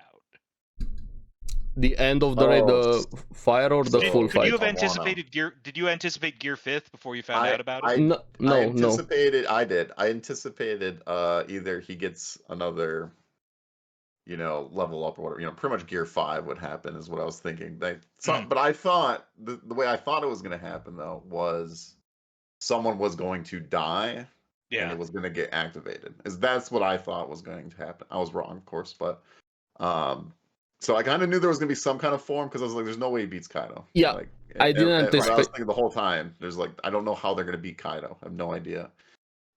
Before, like Wano was going on, I had no idea how they were going to beat him. So, but yeah, what were you going to say, Aries? It's okay. I thought it was gonna be a transformation. I didn't think Gear 5. I thought maybe him with Haki is gonna do something there with Haki that is gonna allow him to have that fight, but I didn't anticipate what it meant Gear 5, and now that we know about the Devil Fruit, what it means, the Sun God I didn't guess model, any of Nika, that. and yeah, Yeah. of course, I No. wasn't anywhere near close to something like that. I don't think No. anybody was close to something like that. Maybe they knew the Devil Fruit was gonna be important, but also at the same time, the way they did it and connecting his transformation to the world, again, Oda doing such an amazing job. And the fire, while it's not as epic of a moment, like I'm so happy you brought that point, as with Gear 5, it's also equally as important, because even if Luffy won that fight, he would have lost so many things in the fire if that didn't happen. Yeah, and I mean, I think that really just, again, it speaks to the charm of One Piece, and it's something that, I mean, you can't really get with any other series. Even comparable battle manga with, like Dragon Ball or Naruto. It's like you might have different battles going on at the same time, but it's never this scale, and it's never with this much importance on pretty much every moving part. Right? It's a finely tuned machine. There's a line in the anime, I don't think it was in the manga, but it was when Jinbei and Luffy and Sanji are running up the stairs trying to get to the roof. And Jinbei remarks that, like, the Straw Hat Pirates are remarkable because they don't have to communicate. Everyone does what they want to do, but what they do is exactly what they're supposed to be doing. Yeah. And they don't need to tell each other what to do. They trust each other. And I think, like, that moment is so telling in terms It's of like the Sanji what this moment. whole thing is about. I love the Sanji moment in Wano, the one where he Which called one? out for Nico Robin. Oh yeah, Oh that's yeah, an how amazing much? moment. Yeah, that's that was such a a great good moment. moment. Yeah. Yeah, like what we're talking about here. They trust each other. So Sanji called her up to help. Yeah. When they didn't think that he would, but he did. And she knew exactly what he meant by that. Everybody was telling him, hey, he betrayed you, he doesn't have faith in you, he threw aside. No, she knew what Sanji meant during that moment, and she fully trusted him. And yeah, that shows how much the characters themselves know about each other. And it's great to see that contrast too, right? Where it's like everyone else is mocking him, but all the Straw Hats are just like, that's Sanji. Yeah, it makes sense. Yeah, that's just him being him. He must be stuck with women, so he's gotta go save them. And I liked So. when that episode also happened. You saw it everywhere with a lot of people that are into One Piece or people that aren't into One Piece. They kind of misread that moment. They're saying, "Hey, Sanji's weak. Why Sanji's doing this?" I mean, you either know Sanji or you're missing a big chunk of what that moment meant, showing how much the characters, the crew care about each other there and how much they know each other. Yeah, and I mean, I don't know that there's any other series where it's like you have a group of people written that way, where they just kind of automatically know what the other person's going to do. It's really smart from a storytelling perspective, because I mean, think about how much time is wasted with, okay, let's go over the plan. Yeah, just or talking through the reiterating plan. things, just repeating Instead, the they same just thing kind of again. go, Luffy's gonna do what he's gonna do, Yeah. Soto's gonna do what he's gonna do. Let them do it. We'll figure out the rest. My favorite meme is the Law wants to come up with the plan, and then you just have Luffy in the background going "Gumma Gumma no." Yeah, just that going in. personifies perfectly. Yeah, Law's like, "Oh God, no plan." Here we go again. But it's like you also need the plan, right? Because it's like you need the plan. You need both the plan things, yeah. You need all of it, and that's what's so great, right? You need Usopp as much as you need Luffy. You need all of those characters, and even when it drags a little bit, I appreciate that Oda goes out of his way to do that, to make every character feel essential. Like I saw people Especially with arguing that, sidekicks, like, yeah. The ice demon stuff on the live floor, for example, during the raid. It's like, was that necessary? No, not really. But it's like, it was an important moment because it showed the was like contrast Chopper's between the kind of Beast moment, Pirates and the Straw Hats. And then it was a nice, like, Chopper gets to take the lead and shine moment.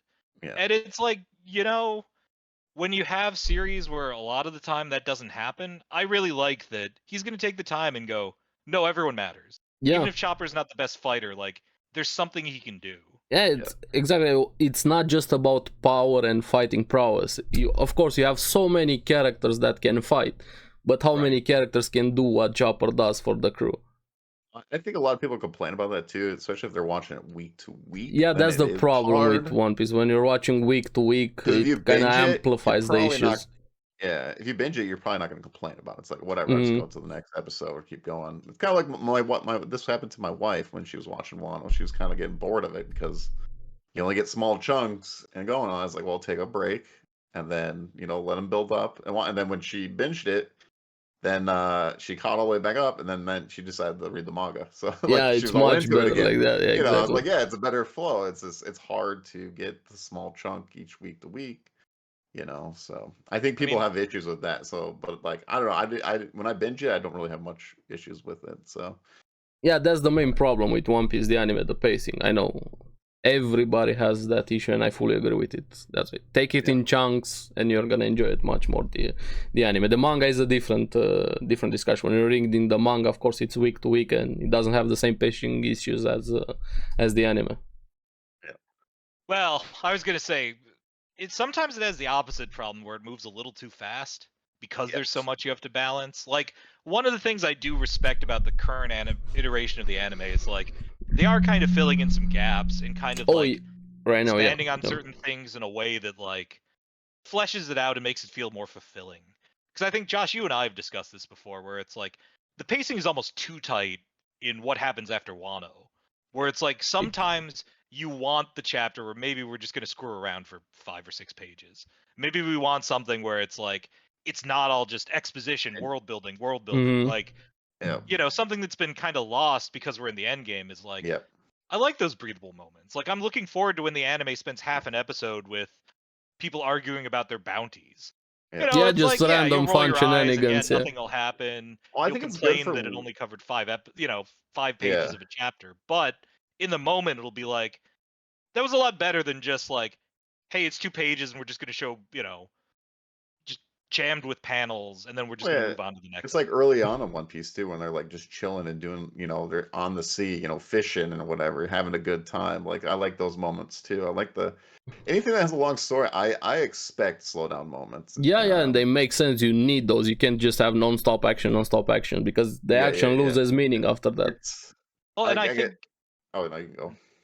No, go ahead. Oh, the only thing I was gonna say, not trying to get off of One Piece, but like, it's the Final Fantasy 16 complaints that I hear that people are, there's slow down moments in Final Fantasy 16 story, but I just don't know. any long story, you're gonna have the slowdown moments. It's just Yeah, Right, but you you need need to have you know, thriller bark to reset and yeah. kind of you know, reestablish it what the can't world's gonna be like for instance, Final Fantasy 16. If you just do the main story, it's like 30 hours long or whatever, right? Like you're not gonna have 30 hours of this pure chaos action. You know, it's going. It's really hard to do to tell that story in 30. If you got like a 10-hour story, sure, But that's a lot easier to with do. Final Fantasy, they also need to do it good, those small moments, because I finished the story also fully in Final Fantasy, and I legit fell asleep like 2 times. I'm not even joking. Yeah, but like but like people will say that about One Piece when they're just chilling out in the sea. No. Yeah, With yeah, One Piece, yeah. I liked it. I like those chill No. moments, but in Final Fantasy, I legit fell asleep. Well, I think the problem is that it's But you a still need slow delicate down balance, moments. right? Yes. It's a thin tightrope you have to walk. With Where it's like, 16, they expand around the world. What's happening to these other people in the world is what the slow down parts, which I'm fine with. right. I can't name any game that is like or story that's like let's say 30 to 50 hours long. Any JRPG games, they're slow down points. Always. I don't know a game that is not has slow down points. All games have all stories. Even if it's falling asleep or whatever. I just don't know a game that this has 50 hours. It's been excellent. Like there's just nothing. I just can't think God of of War did it recently better than Final Fantasy. I guess like like Metal Gear Solid 4, where there's like God a of War is way 90-minute less than cutscene that. in the middle of the game. Which I love, don't get me wrong, but it's like, that 16, is like, 16 has a lot of hey, you're doing a cutscenes, crazy chase scene, and then it's like, let's watch Snake cough in a helicopter for like 20 minutes. Well, I played God of War. I played Final Fantasy. Like God of War even had slow down moments Yes. too when they're building off. And off it the has thing. 30 hours story times also. Right. Yeah. Ragnarok. So I don't know. It's just any long story, they're gonna have slow down moments. Yeah, they That's what I definitely suspect. do. They definitely do. One Piece does. Like, and I love them. Like I get Yeah, it. because I know we love the even- characters and we're attached. We love seeing them just relaxing also, not Yeah. always in danger, always doing something majorly, because we actually like the characters. If it was just generic characters, yes, just have them fight randomly, like, whatever. Even in One Piece, like there's no way I'm gonna watch the Foxy thing again. No. No When he way. came back for that Nebulandia No special, way. I was like, I'm not watching Yeah, this. 'Cause I usually agree with will watch that. those Yeah, specials. Like I watched Yeah. Heart of Gold, all that, whatever. But it's like Foxy, I draw the line at. That's what I Get mean. him out of here. You have to do good things also with the slow down moments, the pacing Every with them. story has that. There is those moments. Well, right, yeah, you have to. That's what I'm saying. I'm just saying, like the 16. It just seems like people are like nagging on it, but I'm like every game that is long story or Well, no, long but we story live in a general. society now where everything is a meme. Everything's been cut to its most tight. I mean, ask Ashley about like how much we care about efficiency, right? Yeah. Optimizing your work, all that kind of stuff. Everything is It's like we're so obsessed with only getting the cream. It's like the cream's only good because you have the other stuff. It's like Game of Thrones, dude. Like Game of Thrones took a long time to build up to have that payout moment, like the early seasons.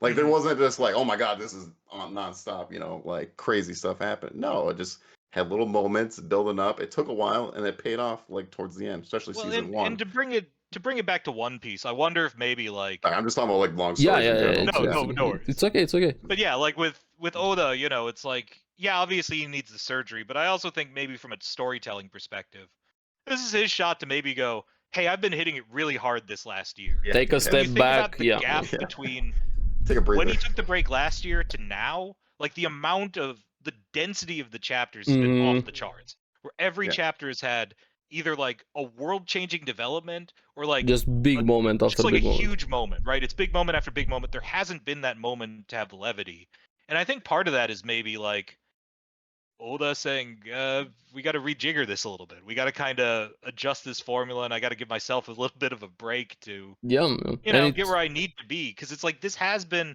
even with, hey, I take 1 week every month off. Like the amount of stuff that's been happening has just been, honestly, some weeks it's overwhelming when you think about it. Like when you read the stretch of the last, especially Egghead arc right now. Yeah, that stretch. I agree. Even the last 5 weeks, it's been a complete like. Kid got taken out. Law got defeated. The big reveal with the knights, the holy, Mother's Flame. He's been killing off a few characters too. Yeah. Like Cobra, Yeah, he's dead. Those were insane moments that we've got in the last few chapters right now with One Piece. The good celestial dragon guy, he's pretty much the execution right there by the Holy Knights at the end was Figureland. I'm like, oh, he's just going, man. He's just going, and I don't think it's going to slow down. No. There's way too much going on No. right now to, like, what's happening in Egghead right now. Like, How do you even slow down? Straw Hats. Yeah, that's what I said. You can't slow it down right now. How do you slow down when you are? That's why this break is perfect, though, right? Yeah. Is like, no, I'm agreeing with you, but we were all complaining at first, but now I think we all realize a couple of weeks in, like, we just need to digest, man. It's like, you know, what we had this last year was just being at a buffet for an entire day. Like, it's like eating all 3 meals at a buffet. Like, you just never left, and it's just been food after food, and now it's like, I gotta sleep for like 2 days. Yeah, for it to like to absorb everything that what's going on. Because you don't get a chance to blink, right? It's like, especially with One Piece, where it's so dense, and if you're invested in it to the degree that we are, every little thing is like, do you remember when he said this in SBS? Do you remember this thing? I mean, the first time you see Nika's, Luffy's silhouette in front of the moon, you go, oh shit, when they were in front of those flames it makes sense, on Skypiea, it's like, it's the same thing. It's all connected. So then you have to go back and reread all. It's like, yeah, you just get sucked into the rabbit hole. So it's nice to just be like, I'm just going to sit around. I'm just going to casually enjoy something. I'm just going to let my brain take a break. Yeah. And for him also to have so many banger chapters, so to say, taking a step back, reanalyzing everything right now, thinking to himself, because I don't know how, I know a lot of the mangaka and in general work a lot, but Oda kind of takes it to a next step level, how much he's working with One Piece, how much effort and time he's putting into the series. And which is why he has to take the breaks, because otherwise you don't want to end up like Kubo, you don't want to end up like Togashi, you don't want to be a guy where it's like your body is fundamentally just breaking down, right? Or even Kishimoto, it's like, I heard that he didn't even want to take a break. No, it's even he in general doesn't want to take breaks. A lot of people are pushing him to take breaks. Yeah, they pushed him, and then he's like, "Okay, I'll take a month off." It's probably that addictive personality, though. It's like, this is my thing. This is what I do, and when I'm not doing it, I feel I don't know who I am. So I just need to keep doing it and doing it. And he's just writing fire right now, so he's probably having really a lot of fun time right now. It's like, oh, hey guys, got something else for you this week. They're probably like, we can't animate all of these insane episodes in a row. You need to give us either some more time to work on the production or something. Because when you think about like just the fights we've had one after another, and once Gear 5th comes into play, and like the amount of animation that's going to require, and just the amount of different designs, different like all that stuff, right? Because with animation, it's all of the production, everything that goes on has to be designed ahead of time. You can't just have so it's like the way Luffy looks when he gets hit by this club, that needs its own design sheet where he's all like stretched out and stuff. And it's like, that takes a lot of time and a lot of effort to have all those different angles and have all those different designs. And it's like, honestly, if I were the anime staff, it'd be like, we need to get some more guys. Guys, time to do Egghead. Like the amount of, just when he's fighting Luffy or when he's fighting Lucci in like a throwaway fight in Egghead, right? Where it's basically Luffy just screwing around. Like, think about how many different moves he did and how like crazy all those moves were. Because it wasn't just like, Gomu Gomu no pistol. It was like, no, I'm gonna grab the floor.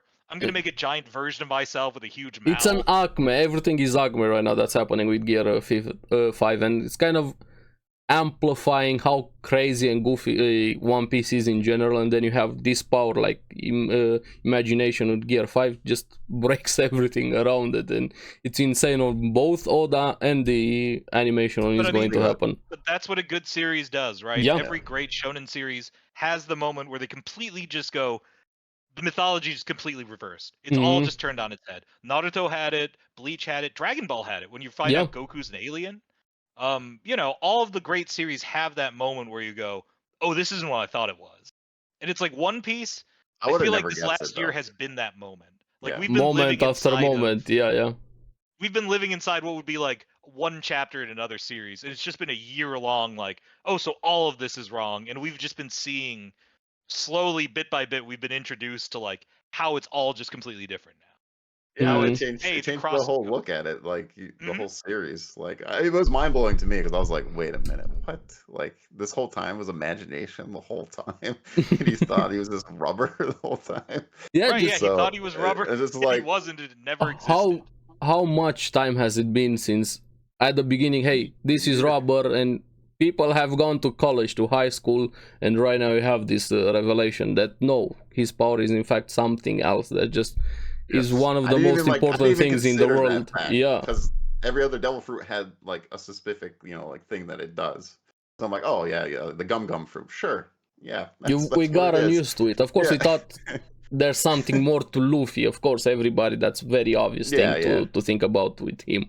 but not what the But devil fruit not the actually was. importance of the actual devil fruit. I don't think many people thought about it. Maybe they have suspicion, say there has to be something more to it, but not something like this that even the world government thinks it's a threat to the world to have the sun god model Nika fruit outside finally. Yeah, and I mean, even I remember with fans, it's like, that week where you saw Luffy starting to transform, like, all the fan speculation was still, oh, it's got to be some kind of rubber thing. Maybe it's the Yeah, latex fruit or something like that. It's like, no, it's not. It's completely different from all of that. Everyone was wrong. No one knew Yep. what they were talking about. Well, I think we were all thinking, like, is he going to do his awakening where, like, everything Yeah, else is everybody going was to turn like, to rubber? Yeah, everything else you will be know? rubber, or he'll be like super, another Yeah. upgrade along the same lines. Of course, he's gonna amplify his powers, but then when you got the reveal, oh no, okay, this is something it's else. completely different. Yeah. Right. Yeah. That's just a small component of it. Luffy's Mhm. on a whole different level now. Okay, very interesting. And then even Which makes for connecting. interesting. Go ahead. No, yeah, which makes for interesting writing, right? Where we're in this phase where it's like he's an emperor now. He's Mhm. recognized as one of the strongest in the Yeah. world. And it's funny to have that, but also like him arguing with Kid about which route they should go. Yeah, the random small things and at the scale yeah. No, I mean, but again, that's the genius of the balance that One Piece has struck, is that you accept everything that's thrown at you and it all feels correct and it all makes sense. And I mean, that's really, I mean, people have a better attitude toward the One Piece world than they do about the world we live in. Oh, yeah. Where people just take things as they come and they go, you know what? Fine, we'll deal with it. Yeah, We'll and accept that happened and we'll just kind of go from there. I'm curious. It's great. I don't know if you guys watch any taking about his One Piece things. He brought in some very interesting points with the Gorosei, with how all 5 of them have their own department, agriculture, environment, and things like that. Kind of, I know the world government is the big bag things, but also it's interesting how they handle how the world works, because so far we haven't really seen what the government does for the citizens, the work, and showing how each category of the Gorosei have their own department, so to say. I can't wait to see that expansion on all of them, what exactly they do, how they handle their designation thing, and kind of another big bombshell with the Gorosei finally having them a bit more revealed there. Right, where it seems like they have some kind of ability that may or may not even be double fruit. It could be something more direct. Because the thing I noticed was like the silhouettes look a lot like that weird like manifestation of Big Mom that she uses when she collects souls from people. Like in Topland, those like blob things. They have that same kind of blobbiness, and then also like Kazenbo, right? When Kanjuro releases like the big demon. Yeah. It has that same kind of where it feels like it's something more than just a devil fruit power. Where it's something, I don't know. It's going to be interesting to see how this is played out. I'm going to be happy with it either way. I'm the type where whatever the development is, I trust the author. Exactly. Yeah. It took me a while to get to that point, but I really do find that like that's the way to enjoy these kind of things, is just being willing to like take it on and live with it. Yeah, to accept things as they are and as they're presented to you. It's very and hard just for enjoy people the to ride, right? Yeah, exactly. It's very easy to be critical and say, hey, I wish this was this should have been this, but also at the same time having that vulnerability of accepting how somebody else and trusting them to present their story they've been doing for so much time. It's a very important thing to have. Right, absolutely. And I don't know, I assume you guys both know the 5 Gorosei. Which one are you more interested in out of the 5 that we saw? We have, let me present them a bit for everybody. I mean, I guess the one we're going to see first is Jay Garcia Saturn, right? The one who's going to Egghead. So for me, it's like, I mean, yeah, that'll be the first big clue into it. So I mean, that's the one I'm kind of. It's also interesting. I'm waiting for the sword match between Zoro and the bald guy. Well, I wonder how much. I mean, he's got a sword, so I'm guessing. Yeah, Saint I don't know Ethan Baron. Fight. Yeah. Or the executioner guy, maybe. I don't know. We'll see. Yeah, the Figureland family. Yeah, because I don't know how much fighting we'll even see them do, to be honest. I kind of get the sense that, like, maybe their human forms are just vessels or something. Yeah, that They're could be actually some interesting other point. entity, Yeah. and they'll just kind of shed them. You know, because it's although the idea of someone who's a better swordsman than Mihawk secretly. I don't there, think it I exists. guess that could be interesting. I don't know if there's somebody a better swordsman than Mihawk. Well, right, and that's the thing, right? It's like we don't know what direction it's going to go in. But yeah, I mean, at this point, like we know so little about any of them that I think any morsel we can get is going to be valuable. Because when was it the first time that we saw them? Your point about like what they do functionally, I think we're going to see that soon, right? Because for the first time, like resources are kind of coming into play, right? Because the revolutionaries destroyed all the supply lines, destroyed all the food stores. That was a So very now we're good gonna see point. how the world government actually operates in terms of delivering these things. Because the whole premise, right, is like the revolutionaries, yeah, they might not like the world government, but it's the Gorosei and the the people that control it, the celestial dragons. The leadership that are That's the thing problem. that they actually have the issue with. So they're fine with probably like the overall structure and what it does and having like how the some world kind works, of government. But it's specifically that it's run by these guys and is their issue. And I think how that plays out is going to be really interesting. I mean, not just because there's the parallel to the real world and sort of similarities with the tone and temperament of politics, I think globally, right? Like the parallels even more are right now that's happening it is in going the to be world. fascinating to see how Oda handles that relative to, I mean, how we handle it in the real world. You know, so I mean, I don't know. I think we're gonna come back, and we probably won't see any Sabo stuff for a while. It seems like. Yeah, I think we're gonna jump somewhere else right when the story comes back. We'll probably eventually get back to the Straw Hats. Eventually. Yeah, I wonder if that's where we're gonna start, like after the incident or something. Because he's been teasing the Egghead incident, but he's been teasing it in a way that makes me think we're not gonna see it, like right away. We're gonna come back, and it'll just be like a random group of characters from that, just kind of giving cryptic hints as to what happened. You know, it'll be like Nami and like Jinbei and then like Kaku or something. You know, it'll just be like a random crew for some reason. Just kind of sounds like Oda, just having this big bombshell, just getting you hooked into it, but then hey, here's something else, speculate free, and then I'm gonna change everything that you thought you knew about it. Yo, I think Kid's getting too much hate though, man. You think so? You're a Kid defender? I think so. I don't think he's getting the hate he deserves. Luffy got one-shotted by Kaido, let's be honest. He got multiple one-shotted by Kaido, yes. Yeah. So why is it a big thing that Kid got one-shotted by Shanks? Oh, because Luffy didn't sink into the ocean with no one to rescue him. Yes, but not just that, not how it happened. Why I think I like that he just got one-shotted. I'm just like, well, but it's also the reason he was one-shotted, which was he was about to murder a bunch of people. Yeah, that's what I was about to say. Yeah.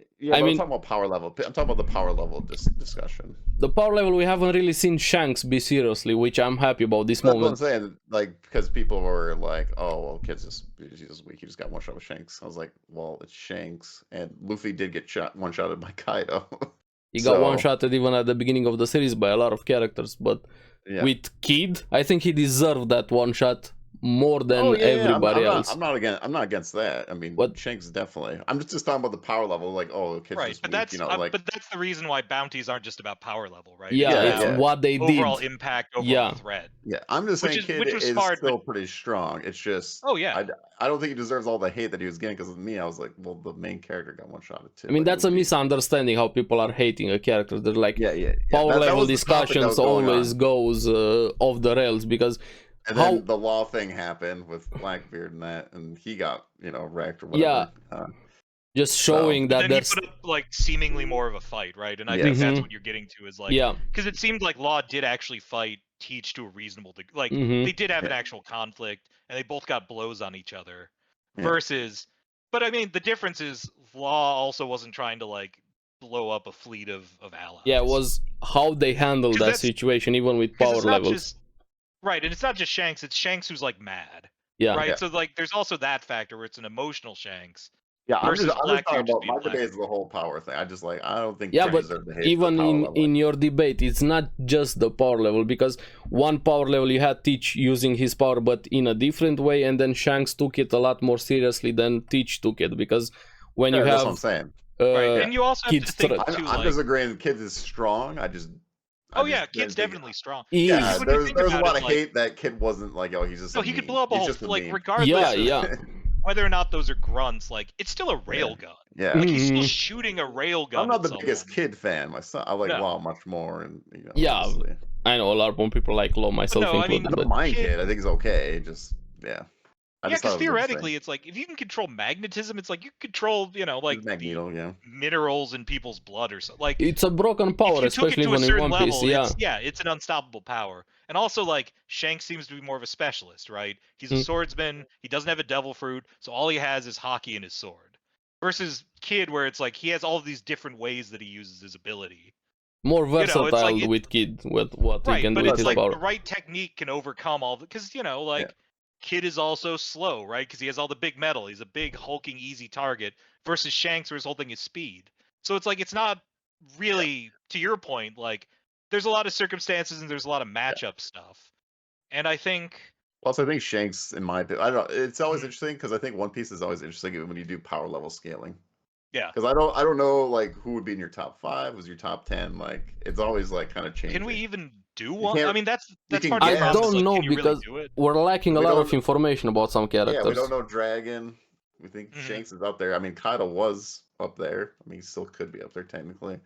Well, and that's 'Cause- the thing, right? Does healthy Gear 5th Luffy beat healthy Kaido? Yeah, we don't know. Because I mean, Kaido was using his ability to carry an island while fighting all the samurai. Right, Fighting, he fought for a whole night. Yeah, he without fought and Luffy, how taking much any damage he Kid. took along the way. He fought Yamato. Yeah. He fought all Yeah. of these people Yeah. back to back to back.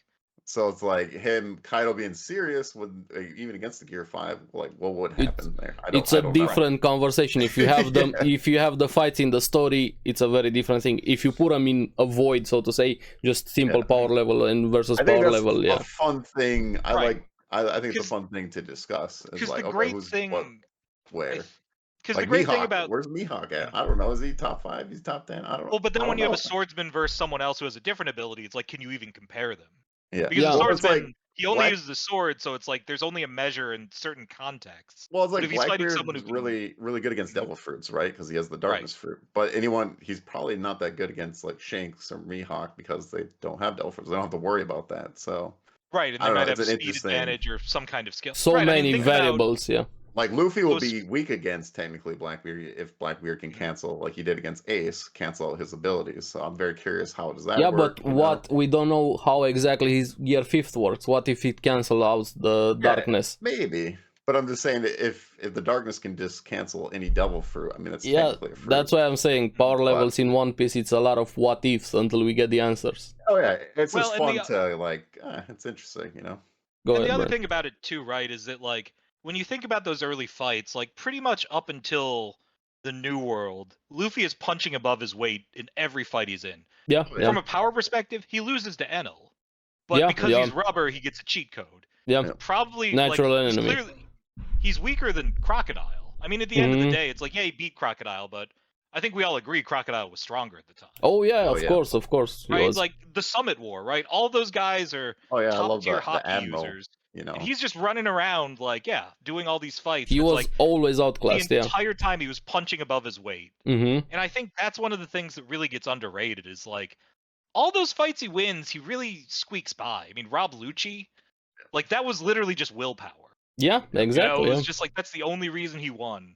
Because when it comes to power and technique, he had no chance. He didn't know what hockey was. He couldn't do any of the stuff that, would have allowed him to effectively fight Lucci. All he had was, I'm just going to keep hitting him until something happens. And even just mentality, because if you compare his mentality with how he doesn't really kill, he's not this experienced, hard-cold blood killer with how Lucy was Rob Lucci. He would have lost that just on paper with their experience alone, let alone their fighting prowess with how Luffy was compared to Lucci there in that moment. And I mean, that's what makes it so, I think to Josh's point, so frustrating that even though we've seen all of that, even though we had 10 years where the main character is consistently weaker than the villain and beats them, fans are still doing power level arguments in terms of like who's better than who. It's like, I love it's it. been but- very well documented that none of this matters. No, it's just for a fun power sheet. Yeah, you know, like, hey, this is who I think. You know, I don't know, but it's fun. It is, but it can be. Sometimes it's like we're missing out on the important part, which is I just think it's the fun to have characters in the adventure because we're here's fighting your- over power levels. Yeah, I was gonna say I think I like here's your list right now and like seeing how it changes when we get more info and stuff. Like who That can moves be up to fun. the power it ranking, who changes moves down. constantly. Yeah. I mean, that's the thing, especially now where it's just like there's so many moving parts that you really don't have a foundation anymore. Like the only thing you could really grab onto as a known is like this is how the Straw Hats are going to act. Yeah. Because everything else seems to be up for debate. Yeah. Everything we know Oh about yeah, like everything. the revolutionaries, all Yeah. GARP's group that we just got introduced to. We don't know With how strong power all levels. of them are. Yeah. How are you gonna Yeah. put the Holy Knights that have just been introduced into the Holy series Knights right just now? got introduced. You Like, have, let's say, I don't know. we had the Emperors, we had the Gorosei, we had Sword Group from Garp, we had the Shichibukai that were disavowed. Then we have right now the Seraphim that are happening in Egghead Arc. What other big organizations? We have the Revolutionary Pirates, Army, yeah, the Cross Blackbeard Pirates, Cross Guild, with Mihawk and Crocodile, which I really like that dynamic quite a lot with Bucky. No, with that's the best. Buggy, I yeah. love the. I mean, it's the Mr. Satan from Dragon Ball thing, right? Yeah, you have exactly, The goofy yeah. guy. He always somehow ends up saving fails the day. upwards. I love it though. I really do. Yeah, like yeah. I love that kind of character, and Buggy is He's such awesome. a perfect like. Yeah, no, he really is. Like he's unexpectedly pretty Hey, awesome. Buggy's gonna be King of the Pirates. Let's be real. No, yeah, let's be real. Luffy will let him have that. Yeah, true. It wouldn't surprise He'll me. just shrug and be like, "Well, I mean, you probably should have been there anyway." And speaking about that, I'm so happy you said that. We still don't know Luffy's actual dream because it Yeah, his wasn't actual really dream, said. Because Just King of it the cut Pirates is off. just Yeah. a means to an end. Yeah. Yeah. What exactly does he want? What would you assume, guys, or what do you think would be Luffy's dream? Of course, let's say he gets King of the Pirates, 'Cause, but like, what King of the exactly Pirates does he was like wants a to do goal, with it? you know? Yeah, It's everybody not had really- with Naruto had the whole Right, it's not a Kage. dream. Yeah. It's not his dream. I think it's got to be just like something about creating a world where people can basically be free and live how they want to live. You Kinda know, like I think his it's a power, yeah. bigger, That's what I was thinking too. Freedom. it's a more abstract dream, I Mhm. think, than other people's dreams. And I think that's why the reaction was the laugh. Where it's just Yeah. like, yeah, I want a world where everyone is the same, where everyone can, you know, do what Just they want have to the do. Like when he freedom beats to do what Kaido, they want. right? His goal is create a world where his friends can eat as much as they want. Mhm, just something You know, so I think it's simplistic gonna and be, down it's to gonna be earth. simple like that, because you notice it's like the adult characters are the ones who are like, "What are you talking about?" Yeah. Mhm. You know, It- that's insane. Like they're taken aback by it. They where kind it's of like, don't. why? They're shocked when you hear something like that. Everybody has these big dreams, goals, whatever. Kaido wanting to build his own nation, new Onigashima that he wanted. Everybody else, and then the simplistic things matter a lot more in One Piece than everything else. Right, because I mean, and that's ultimately where the power comes from, right? Is having that. Hey, my head's not crammed with all of this Mhm. whatever stuff. I just kind of I do what I have to do. I do what I want to do. I do what I need to do. And I mean, you know, like he has the perfect power for it, right? It makes him the freest person in the world as long as he's not swimming. Yeah, Like and in it battle, he can suits to basically him. do what he wants. Yeah. You know. And so I think ultimately that's what the dream's going to be, just something very simple like that. Yeah, I mean, yeah. Because It's you just know, his you think about personality. his experience with Sabo and with Ace when they were kids, and it's like Sabo was bound by his heritage, and so was Ace, right? They were both kind of trapped by what they were born into, and they didn't really get a say in. They didn't have control what over their that. Was circumstance. always on them. Yeah. Right, yeah, they were always forced to live in another shadow.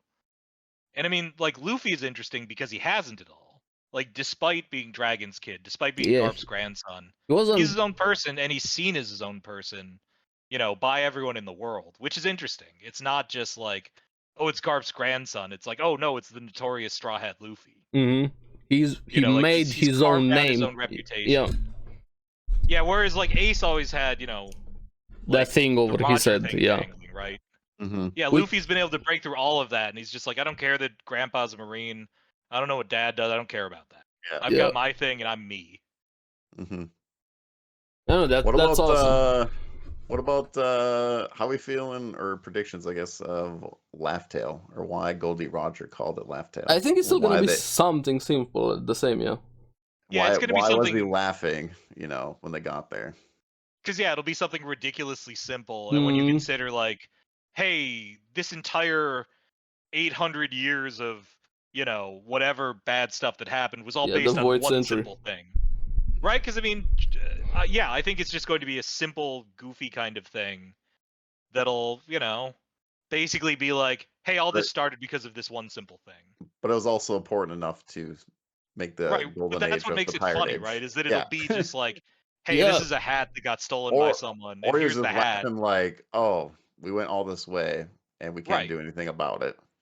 I think it's a And little of both. I mean, because when you yeah, yeah. think about Dory and Broggy, right? They were fighting each other for hundreds of years yeah. The over giants, some yeah. stupid thing. They don't even remember what it was in Yeah, the end. they Yeah. forgot And I think also Laugh Tale's themselves, going to be yeah. something like that, where it's going to be Yeah. like that giant straw hat was supposed to be one person's thing, but someone stole it from him, and And then it all spiraled into the world we and have now. probably also why Roger left it to the next generation. It's like, hey, this Right, is exactly. something that should be Well, handled by the next generation, is not I think Yeah, it's up to something us. also we don't tied with have that we. Mm-hmm. well, it's tied with Joy Boy, I think. I think Joy Boy Yeah, is like the unlock of the One Piece. Yeah, I don't know what, but I think it's someone right. it's the reason You why needed Shanks is my Mhm. crazy theory with Shanks or whatever, because now he's like, I'm going for the One Piece right now after, Gear 5 got unlocked.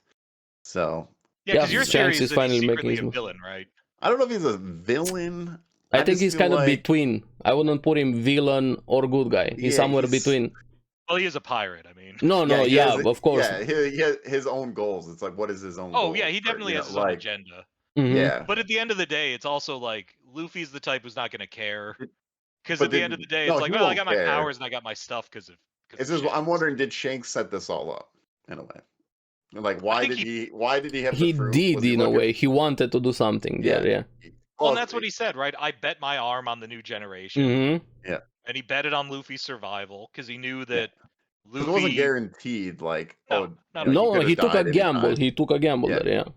Because I'm Right. pretty sure he was looking for someone that had the name D in it. Because I'm pretty sure it had to be someone in that family or whatever.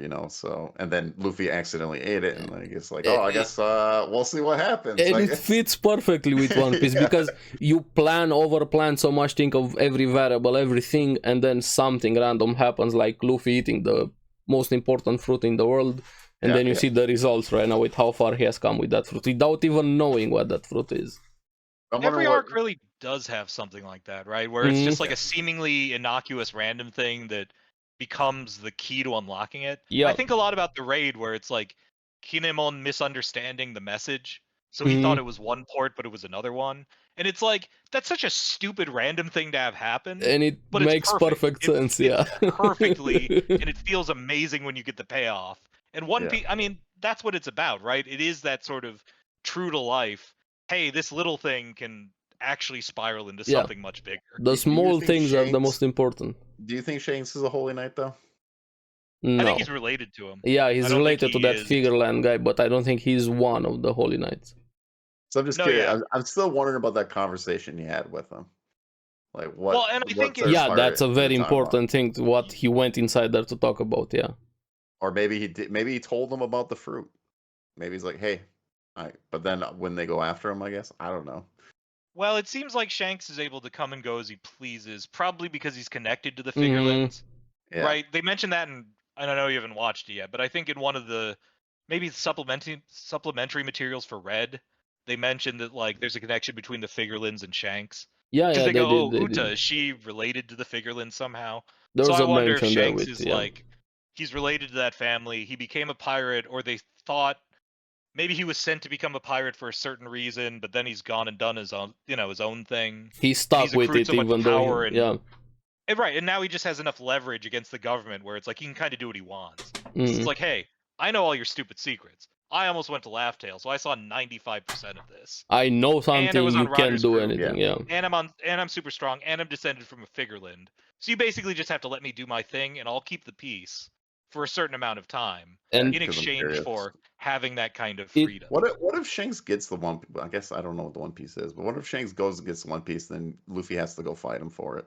would kind of make Is it sense gonna be though. that setup? It would make sense. It Like, would hey, you make have sense. to pass me, and you have to prove that Yeah. you have the Like will the to do final this. test, so to say. We started, Right. everything started with that moment, Maybe, Shanks and maybe Luffy. that's why he's going to the island. He's just chilling, and I'm waiting for the pirate to whatever beat me. Well, know? I think what'll happen is Shanks will probably, that could happen, but Shanks will be weakened either from fighting Teach or something. There'll be some mitigating circumstance. Well, I think I don't either think way, he's gonna like, be weakened. I think I think Luffy he's and gonna fight Shanks can Teach at fight. one point, but I think he'll act like he's not weakened. Yeah, but I can see Maybe Teach, that'll allow Luffy I can see to, Teach going after and killing him or something like that. You know, Right, it's that a too. Blackbeard move. that kind of thing. could happen, Right. but And they have a past, they have a rivalry, Yep. right? I mean, he gave Shanks the scar, which seems impossible that anyone could hurt him given like what he just did to Kid, right? Where he one-shotted the two strongest guys in that crew without really doing much by drawing his sword. Essentially, it's like the idea that, I mean, and he was able to fight Mihawk in the past, so the idea that Blackbeard was able to get the drop on him, like, you know, it says a lot. yeah, and we also still don't know how exactly Blackbeard is doing what he's doing, especially with the devil fruits. How did he Right, get that's that the other information? How? What Well, and they also exactly say is he's he never doing? slept in his entire life, right? Mhm. Yes, there's And that's the other sleeping factor thing. is, you know, for someone who talks about how dreams never end, it's like, well, he's never had a dream, or maybe Yeah. he's living a dream.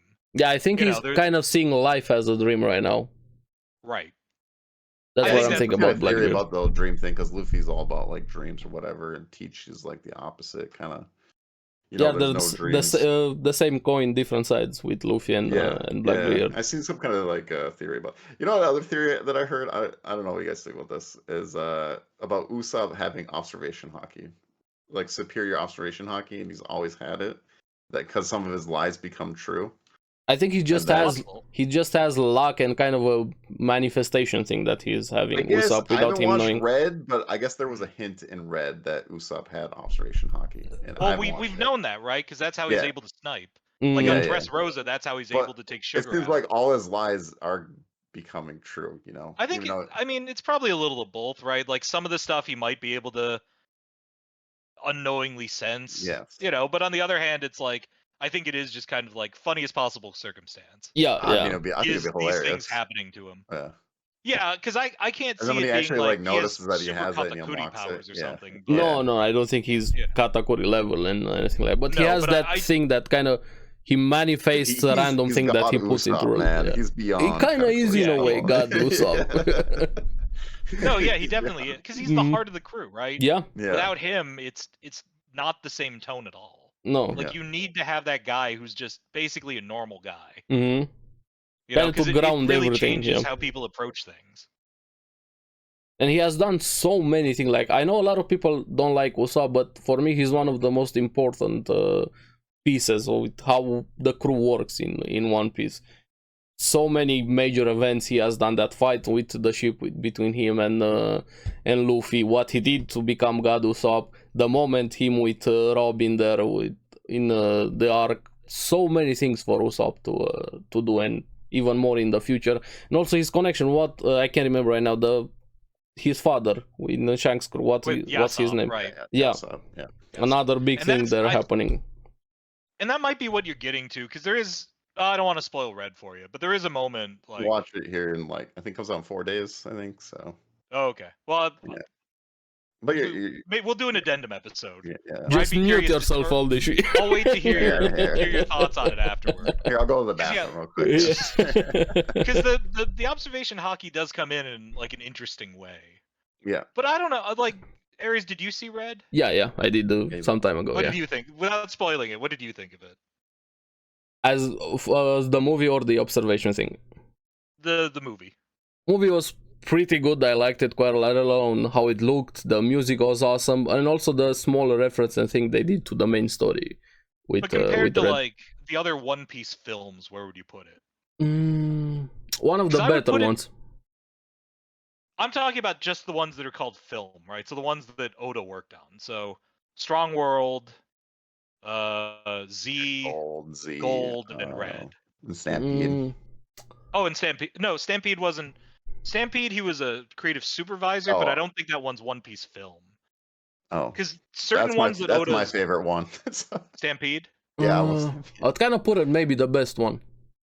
Really? Hmm. Because I was gonna say I think I liked Strong World and I think I like Z better. I Why? think Red was better than Gold though. Why do you like those two better? I like I Z's my really second for I me. liked Z because it was kind of unusual. Because it was, you know, the focus was on like the past with the Marines. Hmm. I like the kind of hard boiled, this is older men kind of grappling with the world they've created. Like I like that kind of story.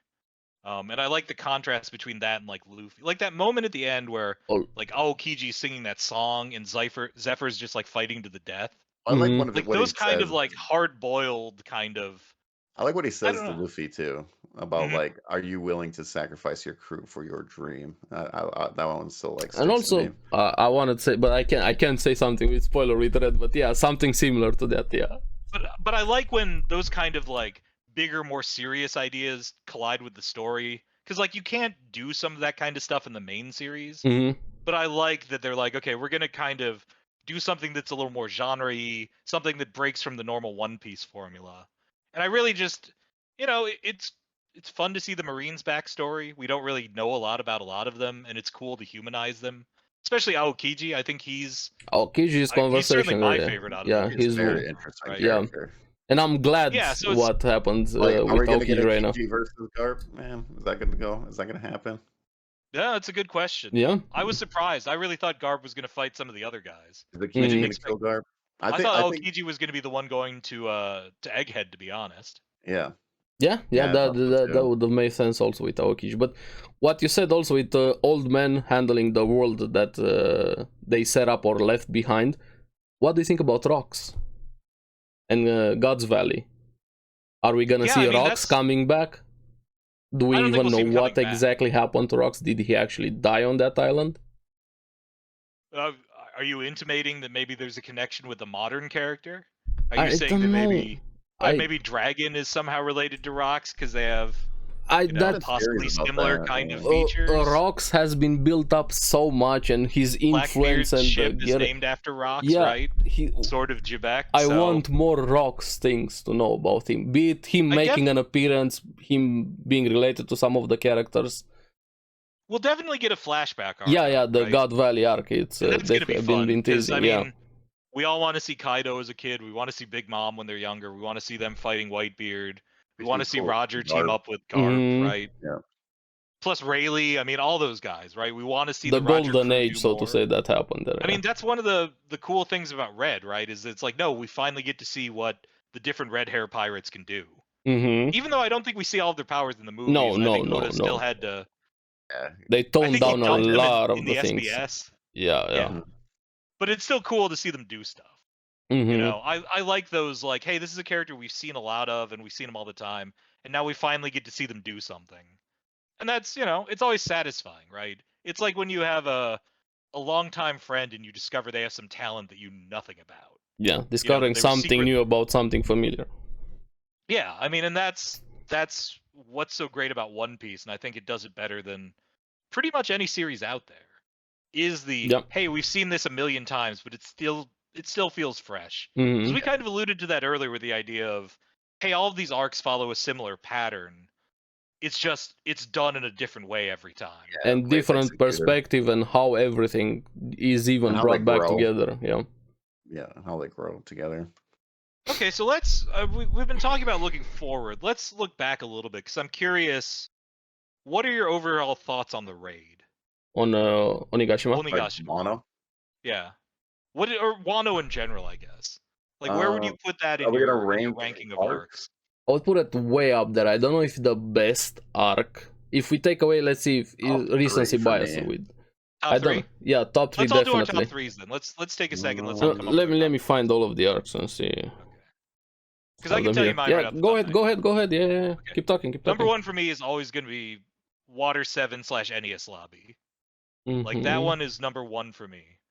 Number two is going to be Wano because of, like, probably the Summit War was done better overall, like the jail stuff plus the actual war itself. I really like But Impel Down also. Yeah. for me, like, the balancing act that Oda pulled off with the raid and with having so many different parts moving at once, like, I just have to admire it from a storytelling perspective.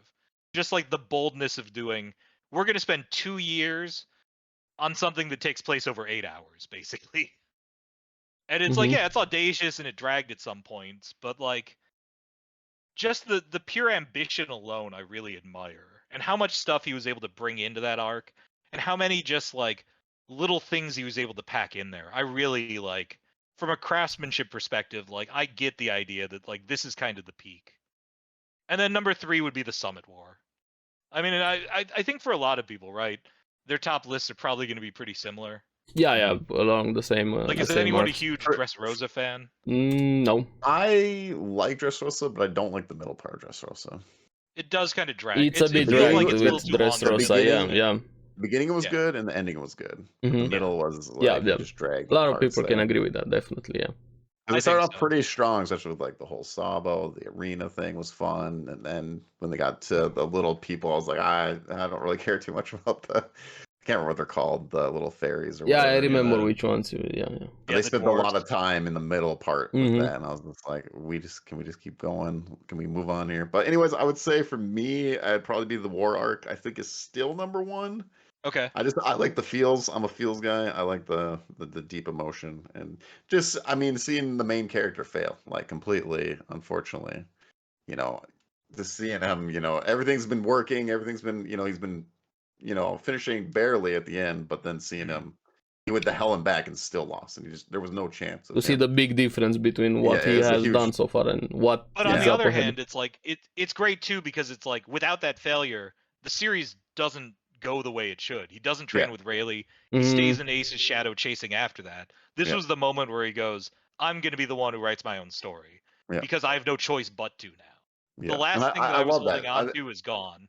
I Yeah. think Oh, yeah, that's still and- the number 1 impact for One Piece Defeat for is me, so, very important. Yeah. Yeah. Yeah. And So I that think that's- follow-up arc too is some of the best, just sort of Yeah. like Mhm. character writing, right? Seeing the 3 guys as youth, seeing the way that they interact, and seeing Yeah. that the way the world just kind of got thrown at them. I mean, I think I think Wano's that's a number really- 2 for me.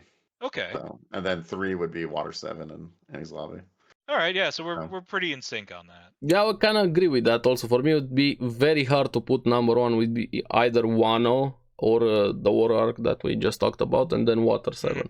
Kind of swap them around, depending how I feel. Also, War has all of the important character moments. Wano also has them, but also Wano has all of the epic moments that we have right now that are just happen or are about to happen if you're anime only. And Water 7, like you said, also everything that has happened into it, but I feel like it's overall more important for a lot of the character build up that we had so far in the series, with everything that happened there in the arc. So yeah, it's those 3, but the order also depends how I'm feeling, so it's very hard to narrow it down. I really like was it Red Line or whatever, the one before the war arc, with Kumo. He was hitting everyone. Oh, at the end of Thriller Bark, where he's separating people and then they go to. Yeah, it's the. Or end of Is Marin. it Red Line? I thought it was Red Line. Sabludi. It's called, but yeah. And Yeah. I really like Skype arc also a lot. Okay, Skypiea. I was it gonna took ask me a what was your while to get guys' sold least on. favorite?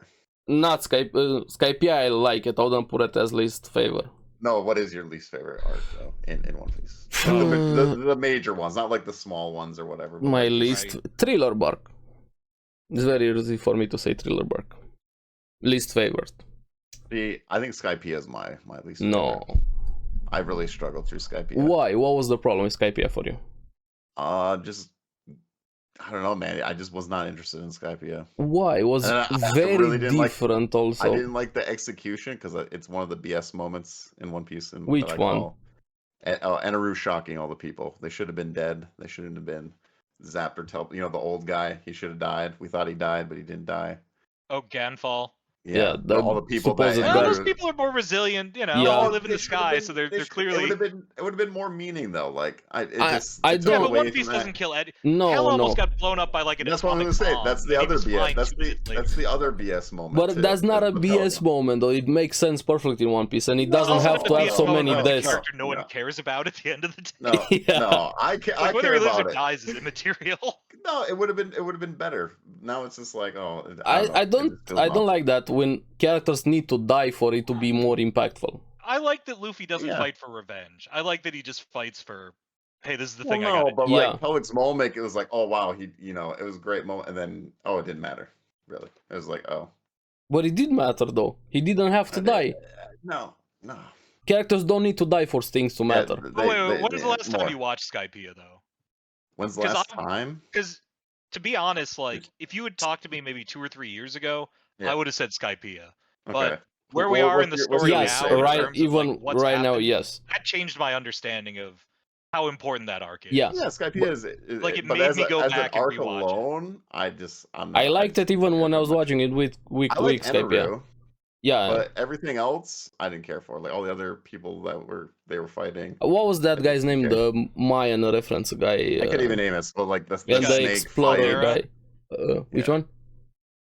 Oh, I was just saying like Caldera? this. Oh, No, it wasn't Caldera. What's the No, native guy who I becomes can't. friends with Norland? That guy? Yeah, that guy, the guy that that becomes guy. friend with Norland. I really like that character a lot when I was I watching. like that design too. Yeah, It's different, right? 'Cause it and his stands out. personality stands out. And Norland also, I like his actual story. What people thought about him, how he was the idiot, and then when you find out his actual story, I really like that part quite a lot in Skypiea. That's why I don't know. I like Skypiea. Yeah. No, I'm with you on that, and I got to be honest, I love his descendants. I love the two gorillas. I love all that, because that is the goofy kind of One Piece. It's like, exactly. yeah, there can be guys who look like gorillas but are humans. Why not? Yeah, Skypiea is the one I had struggled with. I just See, for me, to be I honest, actually took a break when I was watching through it, and I was like, Really? And then yeah, Wow. I stopped for a while, and then I think for me, it's Arabasta. I think it was Oda figuring out the formula. Like, you can see. Yeah, I would agree with that. It's weaker, but I liked Crocodile, so that's why It's got I huge like moments, right? Crocodile. It definitely set the stage for what it was going to be. I just thought it's like, because I started on Water 7, it's like, okay, this is a not as good version of Water 7. Because it's the same kind of like, hey, we have a time limit. Hey, there's these things that are going to happen if we don't do this. Like, it prototyped what we were going to see for all the big arcs later, so it's super important. And I think it's super, like, we all love Vivi. We all love Crocodile. Obviously we love Robin, right? Yeah, we love all that stuff. I know. But I just think it's like, out of the big ones, I think it's the weakest just because of that. You know what? Something just popped into my head. Go ahead. Fishman Island is my least favorite. It's probably the most simplistic ones. I can agree with that. Yeah. I would say it's very close to Skypiea for me. Really? I do like the backstory and everything like that, but yeah. I was gonna say Thriller Bark. The reason why I like Thriller Bark a little bit more is I love the ending of Thriller Bark. But yeah, the beginning. Yes, if we're talking specific moments, execution of the end. I mean, Zoro's moment is. Yeah, that one I agree with that one. But if I'm talking overall, I'll still put Thriller Bark. In Arabasta, I think what I agree with you, it's a lot more simplistic and learning how to write and everything like that, the formula. But for me, what raised Arabasta a lot more is Crocodile. I love Crocodile so much. In the arc. I mean, because he was the first kind of villain that was like that. In a lot of ways, he's the only kind of villain that's like that. Yeah, and just I like his personality, his demeanor, how he carries himself, having that organization, and yeah. He's a practical villain, right? Yep. He's not he's extravagant personally, but like he's very efficient in how he does things. He's not self-indulgent the way Kaido is, or Big Mom, where they're just sort of up their own butts all the time. Like, yeah, exactly. Oh, well, this is what I want to do, so I'm going to do it this way. Versus Crocodile, where he's like, no, we have to be methodical. We have to have a plan. Like, I do think that he stands out from the other villains in terms of like, he's the rare combination of strong, but he also knows how to play the game. Yep. Because most people, it's like they're strong and they make the game the rules bend to them. Exactly. Crocodile goes, no, I have more freedom if I can do things. He's in control. Learn where the gaps are between the rules. He manipulates and then everything. Take control through that. Yeah, because Doflamingo's in a similar vein, right? Where it's like, okay, these are guys who they're strong and they're strong enough to do what they want, but they also know there are rules that they have to play by. They know their Fishman place. has the weakest villain, in my opinion. Hody? Yeah, Hody's when you find out that his motivation is literally nothing. Yeah. He's just like, well, I don't know. I knew some guys who were racist, so I thought it'd be cool. Yeah. Also, it's like, yeah, there's no like, oh, I was personally hurt by this or this happened. It was like, some old guy told me, and now I'm mad. Yeah, exactly. I read he is, but in a lot of ways, he's the first poster as a villain, right?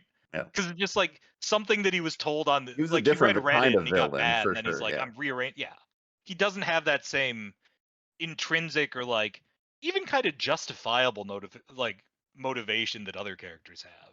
Yeah, so Because it's like, even with other guys doing a horrible thing, you kind of get it. You kind of get why Doflamingo does what he does. Mm-hmm. but And I have even another more question with. for you guys. Go ahead. Okay. My friend messaged me yesterday about it, and I had to think about it. Who do you hate the most in One Piece? Characters? Yep. Besides What the are the obvious parameters ones, on yeah, I was about to say, besides the obvious one, the dragons, the Like, who do you celestial think? dragons. Like, yeah, well, it could be Celestial Dragon. I mean, I can that's show you the picture. a Here, let me simplest, see the picture here. Okay, you know who simplistic I hate ones. most? Cool. It's Scratchman Apu. Yeah, I would agree with that. I Every definitely time would he's agree on with that. screen, I just like anytime he's in the anime, I Good just point. fast Good forward. point. Good point. It's like he's annoying. Fully He agree has no with that. honor. Yeah, piece of You know, shit. he's Just just- straight yeah, I piece of hate shit. him. Yeah. Not even in a good way. I'm gonna be evil in a good way. That I like a character like that or a flawed No, he's character. just an opportunist, Just and his powers are stupid. Obnoxious Get him outta character. here. Yes. Thank Yeah, you for he's- that point. Yes, I tune It's him Scratchman out. I Apu tune him out. with Yeah, bullet. yeah. All those other worst gen guys, I'm fine with. They all have interesting Yes, stuff. yes. I would like to see more of all of them, Very good except point. Scratchman Apu. I agree fully. I'm glad we brought him out. I kind of block him out when he's everywhere. I mean, I get it. Here's the He's- picture I put in he's Discord designed to be there for hated. you. Okay, send it to me. See, I like Caesar. Like, yeah, he's a terrible person, but I think he's pretty funny. Same with Spandam. Like, I like those No, I characters. hate Spandam, dude. No, I No, love no, the I interplay like him. between I them. like he him. beat up my waifu, man. He Look, beat up I my hate him. waifu. Don't get me wrong. I Alright, hate him, he's an but I like him awful as a person. character. No, I love him. I think he's funny as a contrast to Lucci. It's just Yeah. this is the moron who's Dude, making he's the a call. he's a woman beater. Nah, man. Yeah, he's Well, a piece of... okay, yeah, No, but- yes, he's doing I evil... know, No. I'm just saying, who do you hate? But all like, of these people are bad. I mean, let's Yes, That's what all I'm of them saying. are bad, yes. I was actually... thinking, I was like, right? who do I let's hate the throw that out most? the window. Yes, Like, all yeah, of them are pieces of shit here. What they did, like, you hate them, yes, I hate definitely. Blackbeard for setting up the ace thing. For Yes, sure. yes, definitely. Lava Boy for executing. I would kill Blackbeard if I had the chance. Sure, I hate all of them, but what I find more annoying is definitely Scratchman Apu. Like, that character Right. just Well, and- makes me not want to watch what I'm watching. And the other thing too is like looking at this meme. It's like, okay, well, all of those characters, yeah, they're annoying, but all of them except for Foxy Yeah, had a pretty Foxy big, is... like, yeah. they all kind of contributed to the larger story in like a pretty significant way, right? Because Walpole's coming in big now with what he saw at the Reverie. Mm-hmm. Spandam's obviously important because he's the head of CP9. Treble is Doflamingo's right-hand man and the one who gave him the string And fruit. Caesar is funny. I like Caesar every time he's on screen. I hope they animate what happened in Mads because I would love to see I was thinking, Judge, like, Queen, and Caesar just like beating each other up all day. Yeah. Like I love the idea of those three morons just like arguing constantly. it's funny how awful these people are too. Because I was like thinking Caesar, I'm like, oh yeah, he experiments on children. Yeah, He's they're a really all awful of person. them Yeah. piece yeah. of garbage of shit. Yes, I fully agree of that. They're not morally right, correct characters. They But we have should to be throw that out the killed, window executed. right now. Yes, Yeah. you like characters because they're flawed. They're fun characters. If we're talking about morality, it would be a very different questions with all of the characters in the series. Oh, Apu, Right. you said is Yeah, Scratchman Apu Apu, is he's my number the one most annoying. hated. Yes, I agree with that. And one Because he thing, gets so much screen, he's been it feels like he's forced on us. Mhm. Where it's like, and he it's like- doesn't serve it's any purpose except of being annoying. right? It I could don't be hate any Apu other that character could have much. filled that role. Yeah. He doesn't have any powers that are like intrinsic to why it works Is it or more anything. hate though, or more annoyed? Both. It's both. Both. Because he also sold out Kid and Hawkins. Yeah. He has no honor. Yeah. Like, all of the characters that I'm you have in the curious meme which here one have is done more- despicable 'cause- things. I mean, But they're- Most yeah, they're- annoying in me is Foxy for sure. If I had to pick, I would Annoying watch more is Foxy than Scratchman Apu. Because here's the thing about Foxy, it's Oh, no, man, self-contained. Foxy's Yeah. pretty Foxy bad, doesn't too. infect other story. Yes. There's just, if you want to skip where Foxy is, you skip those episodes, you skip Yes. where Aokiji But shows up. Scratchman is part of the everything's main great. story, and I hate You know that. who my Right. most Man, you can't get rid disappointment of. was Hawkins. I really liked Hawkins at the beginning, and I hate what he turned into.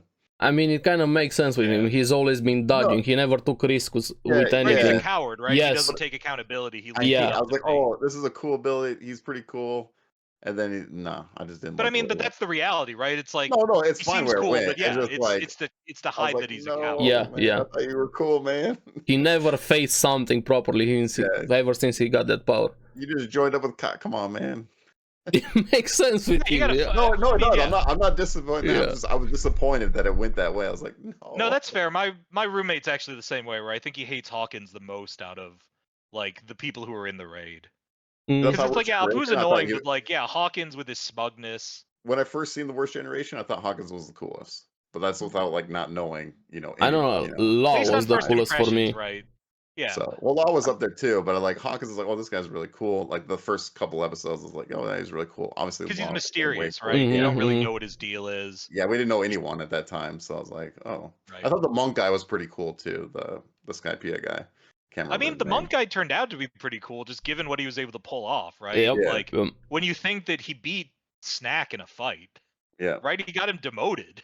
Like that's one of the reasons he's not a sweet commander is like they lost to this guy who's the last person anyone remembers from his group of characters. It's like that's pretty cool. Now, given I think Kid also attacking was part of why Snack lost his rank, but still, like it's no Mhm. small feat to be the sweet commander, especially during the time skip. Yeah. Also, the time skip was so awesome having that moment what Kuma did on the island, there, sending them away without them having any idea what exactly was happening to them. That was such a cool moment in Cabo de Kuma's very Archipelago. interesting too, because we don't know. We're getting his past stuff. Yeah, here, with too. Kuma, there's a lot of questions right now. Also with Kuma and with Bonnie finally going after him. Bonnie's And really cool too. She's up there too. It's one of my favorites. Yeah. So, Of the worst generation, I think everyone kind of agrees, right? It's like Law's the top of the Yeah. non-Straw Hat generation. Then it's probably Bonnie for most people. I Maybe would agree Kid. Bonnie second. I'm trying to think who else. I think Bonnie. There's more people that like it Bonnie, I think, but yeah. Well, yeah, good female character for one thing, right? Yeah, waifu, That's always and so on. Yeah. Well, Yeah. who was The it waifu full in power. Worst Generation? Let's see. We had Luffy, of course, Zoro, of course, Right. without Luffy, the Killer. crew. Then we had Teach, we had Capone, Bonnie, Hawkins, Apu, fuck you Apu, Kid, Killer, Uroge, X Drake, and Law. I have to say, Capone was the one who surprised me the most. Because if you'd asked me before, he was probably my least cool. favorite. Yeah, he was after one of my Whole least Cake favorite Island, too. I'm like, He you know what, I'm felt sold on. he felt like a camo character, like just being there for the sake of it, Yeah. having a mobster way tag. that But then Ability. It worked perfectly. Like once you see his personality, Yeah. once you see that he's a doting father, Mhm. like I thought that was a really fun, like once you see the depth of the character, you go, you know what, I get it. Same as with Baby 5. Baby 5, one of the most important characters for his backstory. His power was cool too, the way they used it in Big Moms. Oh You yeah. know, like it just unleash him, Well, and it's Straight up interesting too, right? portraits Because it's inside like him. he's one of those rare, like, I'm from a different world into the world of piracy. Similar, Exactly. I mean, I think a lot of what people like about Crocodile, he kind of demonstrated, right? Because it's like, I'm a schemer. Mhm. Like, hey, I can't win head on, but I'm gonna do some tricks. I'm gonna figure it out, and I'm gonna come up with a pretty ingenious plan to win. Yeah.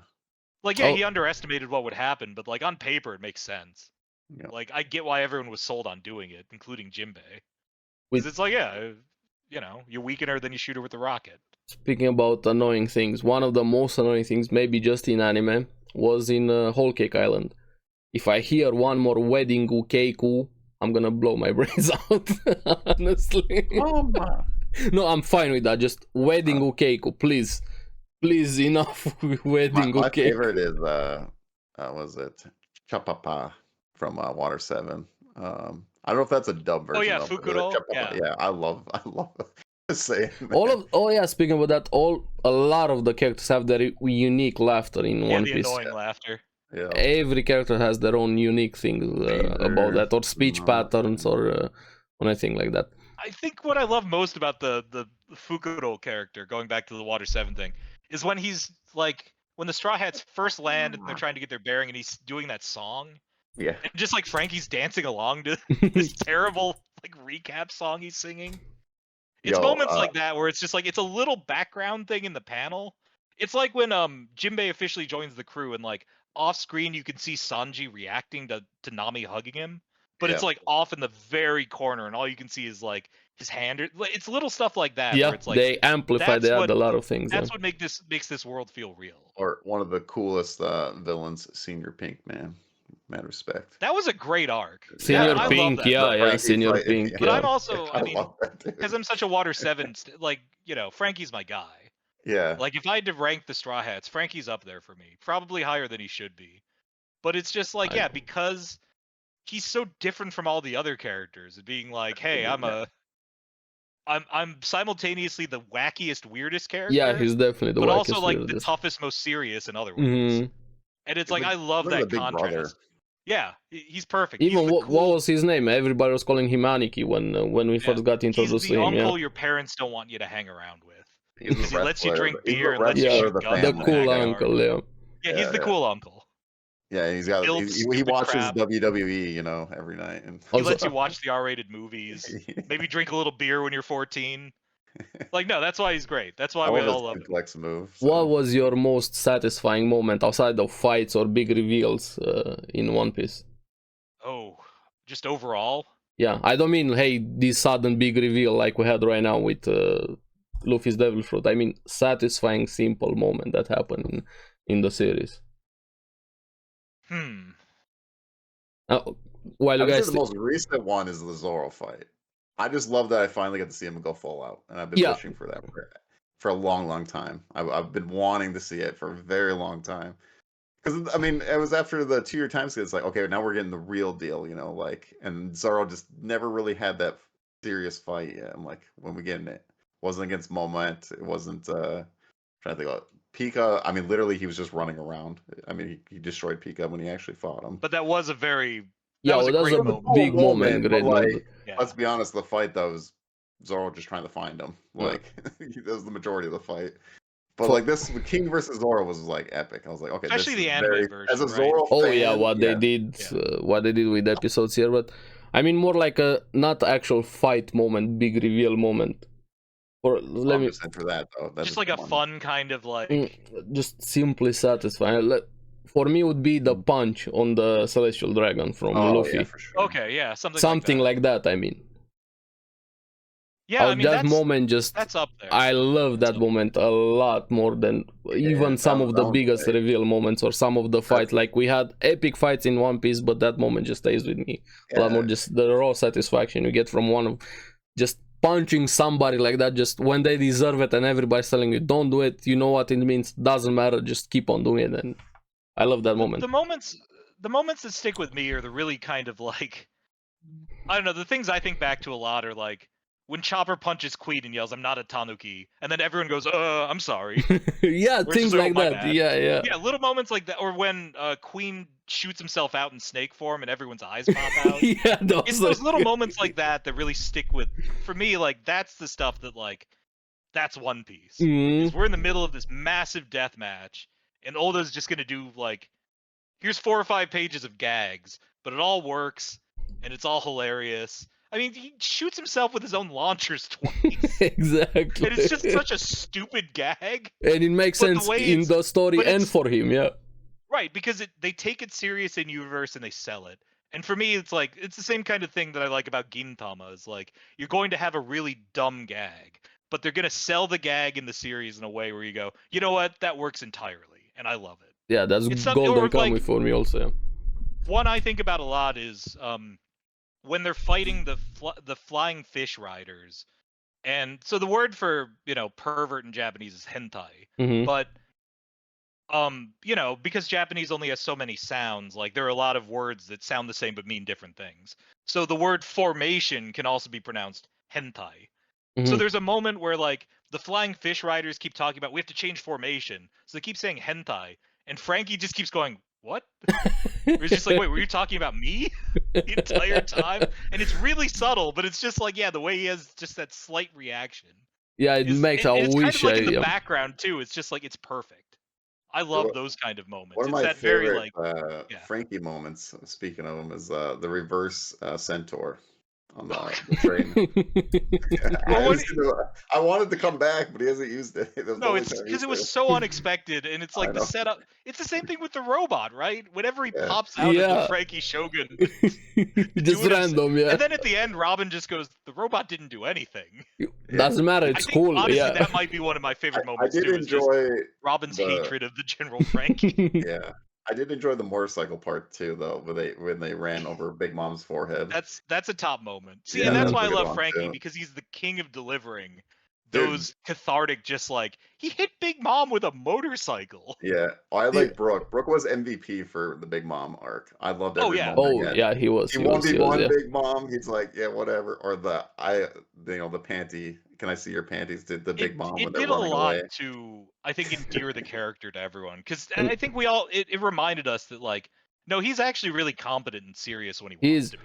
Yeah, my favorite Brooke moment was when he sung Being Nosaki. That moment, they're just finally having that song right after everything that happened. The nothing moment with Zoro, of course, one of the most iconic moments in the series. But also the song right after that, just the aftermath, the calmness of it, and also considering his history, what he lost with the crew, with him being left behind. I'm waiting for Brooke to be at the very ending of One Piece, where like I don't know, let's say like 50 years went by, and he just made a song for his whole crew because it's just gonna be a sad song for the ending of One Piece. He's gonna outlive that's all what of fans them. keep saying, right? Is that he'll be alive in 100 years. Straw Hats. I did in the new the SBS for the new volume. You know how Oda's been drawing the different future versions of the characters. Mm-hmm. Someone finally asked him to do Brooke, and it was just the same drawing 4 times. Yeah, makes sense. Yeah, definitely. Right, because in the original, like, you know, normally it's like, okay, here's what they look like in the good future, here's what they look like in the bad future. And my favorite is the Frankie one where he becomes a robot, then becomes a battleship. It's just like, wait, what happened? Digimon happened. Yeah, he becomes the boat and is like, I have to destroy all the boats. Yeah. The scariest one was Robin because she becomes a child trafficker. Oh. In the bad future, she becomes Mother Caramel. I do love those parallels, though, right? It's like how Bonnie has a lot of traits with Big Mom, so people think she's a clone. And also with speaking about Caramel, with right now the episode that happened, the fight with Big Mom, how Misery really looks like her adoptive mother with Lillian right now. Quite a lot her attack there, and what they did perfectly in this episode, just that silent moment that Law had that power to make every sound being mute for her, and her own introspective reaction when she was falling down, thinking of the generation, just and how much silence amplified everything that she was thinking right now. Did they add to that? Because I was trying to remember the manga sequence, but it's been a while. I was blown away actually the first time I saw it, or when I watched it last week, because like the manga version, I imagined her like shouting all of that dialogue. Yeah, like I imagined her being really frantic. I think, but when you watch the anime and it's like she's reminiscent and kind of sad. Yeah, it really had it made me appreciate it a lot more. Where it's like, no, she's exhausted. It finally hit her everything. That, like everything she's done has led up to this moment where she's getting thrown into a volcano. Like she's falling out of the side of an island into that was such a good moment. I love that moment a lot, and even more because it was the first few episodes before that when we had the fight by a Western director, an American director that did that episode. But in anime, compared to the manga, silence amplifies everything a lot more when you're used to hearing things and then having that silence around her so much better that they did that. Like, is that Big Mom? Yeah, it added a lot to the scene, and that's the value of the anime, right? It's like it's a great scene in the manga, but when you see it animated and you see it with some of the great because they got great voice actors. That's one of the things with One Piece. They get all the big names and they use them in the best possible way. So it's like hearing a veteran voice actor just deliver that whole monologue. It was great. And it was a payoff that like you didn't know you could have with Big Mom, because most of the time she's annoying. Yeah, exactly. Like, most of the time she is one of the most grating characters in the series. Probably my favorite Big Mom moment, everything we've seen of her, that just her falling down. When she falls into the volcano. Yeah. Silence. Which is fair, because otherwise it's just shouting. Just Big Mom laughing and hating everything, Yeah, you must hate that as much as the wedding cake is just her stupid laugh. I don't know, I hate the hating quake a lot more than everything. But she needed to sing more songs. I wanted her to sing a song, right? Because in Totland she has a couple of different weird performances that she does.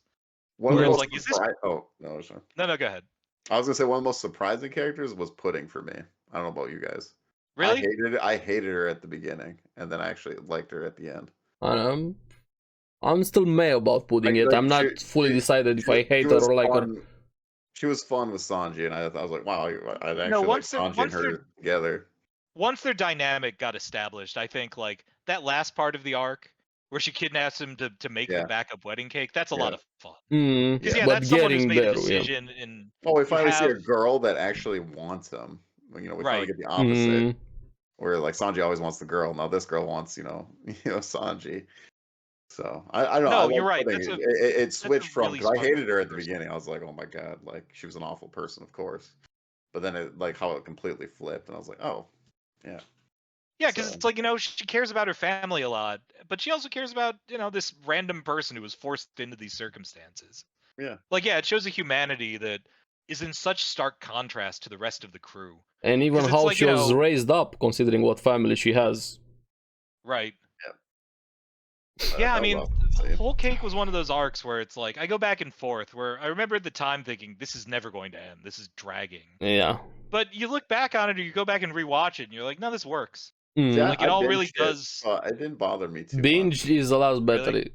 Binge Yeah, is because better. I took a break and I let a bunch of episodes build up, and then I got to watch the whole thing. So I was like, oh yeah, I had a I, great time with I it. So alternated Yeah. a bit week to week, and then also I waited for the Katakuri fight because I hated having to wait week to week for the fight. is really cool. I think he's Yeah. one of the coolest ones in One Piece. Well, I will say though, it was really annoying in the anime where whenever they were in the mirror world, it had that sound effect in the background, Mm. that like weird ringing noise anytime they're in the mirror world.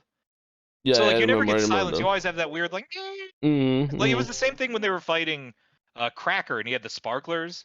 So just every time there's always just ambient like crackling in the background. It's Like kind I of get it, but it was overloading a pretty bit. Yeah. annoying to have to Yeah. watch. Yo, I felt bad about the tree though. That Nami Yeah, used. R.I.P. R.I.P. King Bomb. Yeah. Yeah, true. Rip tree there. Pour one out for King Bomb. Yeah. I felt bad. Poor Nami set it up though, man. Did it. That was definitely a Nami. I mean, so I like Nami, but I'm not the biggest Nami fan. Yeah, but I'm like, there also. I'm there also with I'm gonna Nami. be between Robin. Whole Cake Island and Wano, it's like that really sold me. Like those are some great Nami moments. Oh yeah, Mhm. I like Yeah, Nami. when she uses the way she mercilessly uses the Vivre card to control the homies. Yeah, I Or like like that side how of she her quite basically a lot. Yeah. kidnaps Zeus. Like I love that. I love that interplay too.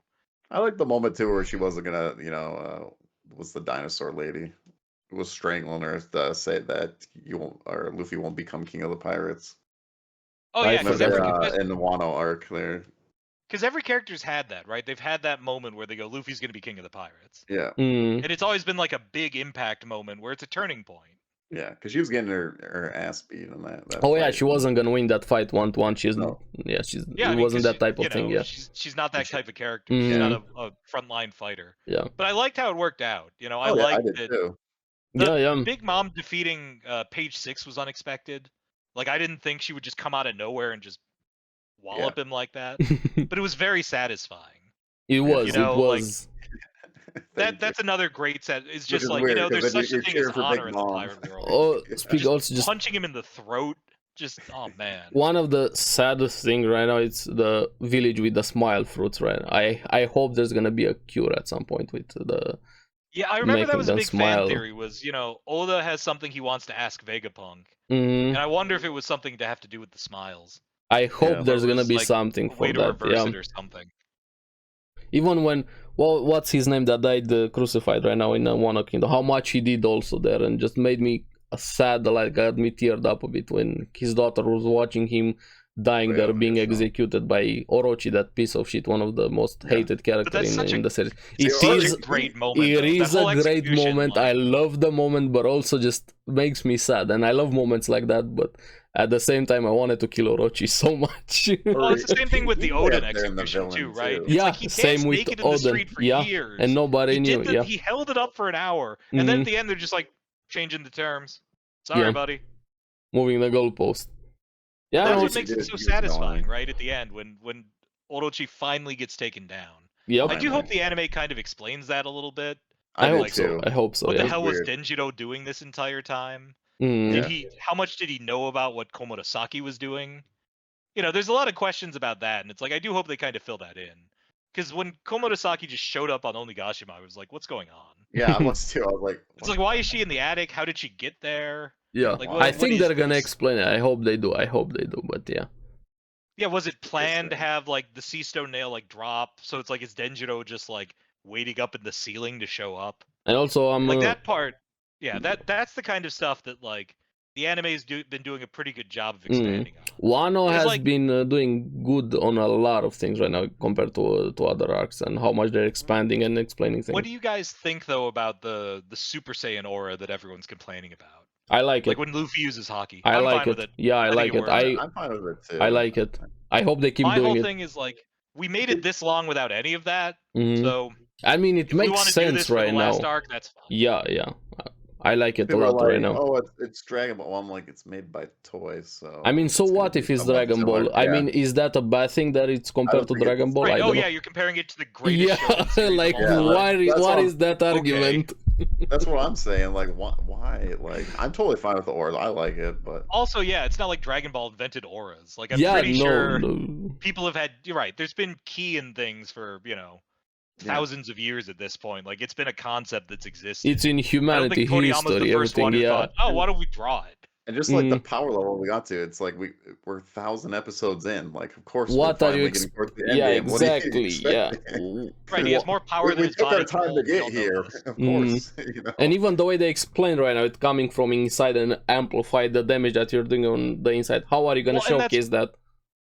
And that's why I think, ultimately it works, is because Oda explains it as, okay, normally this is all internal, but this specific version of this at the high level is not only externalizing it, but weaponizing it when it's Exactly. externalized. Yeah.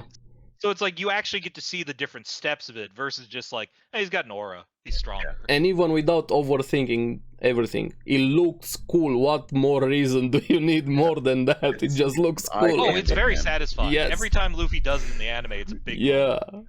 And it feels great, even when you know, hey, he's gonna lose that fight in the next chapter. Like, Doesn't it matter. still I feels love great it. to see him that first time he hits Kaido without touching him. Yeah. It's like, no, it's great. Oh. I mean, yeah, that uppercut, like the way they sold it in the anime versus the manga, like I really enjoyed. Just he punches him, starts playing. It's like, nah, this is One Piece. So how long is Crunchyroll going to be broken when the Gear 5 episode drops? I mean, tell me when it's back. Hour. I mean, it's so bad with Crunchyroll. It happened with Jujutsu, it happened with Attack on Titan, so many series. Zoro episode, I think it was like 20 minutes before I could watch it, actually. Really? With Demon Slayer, it happened. They don't even communicate. We didn't even know if an episode is gonna air. Crunchyroll, it's I've seen it bad. The Jujutsu Kaisen, I couldn't even click on the video. It wouldn't even allow me to click on it this week. But I mean, you think with all that Sony money, right? Because they got bought out by Sony. You'd think they'd maybe spend some money on some servers. Even without that, it's their only purpose to do this, to offer this service. At least do that thing properly if you're offering that service. And people wonder why people pirate. Here, Crunchyroll, an example. Everywhere. Of course it's gonna be. I can't wait. Yeah, me too. People are saying, or leaks or whatever, episode 1071, 1072, but we're gonna see exactly where it lands. I'm gonna be reading the manga all the way through now because, well, why would I stop now? Right, we're in the end game. But no, it's the best way to consume it too. Well, I thought it was the interesting part is like eventually we're gonna know the One Piece, and when the One Piece comes out, like when it gets finally answered, I feel really bad for all the anime watchers. Like if you are not part of this journey, like it's gonna most likely get spoiled. I mean, sounds like a personal problem. I don't really care. Well, no. Yeah, I was gonna say that's the cost of doing business. Yeah, I don't really care.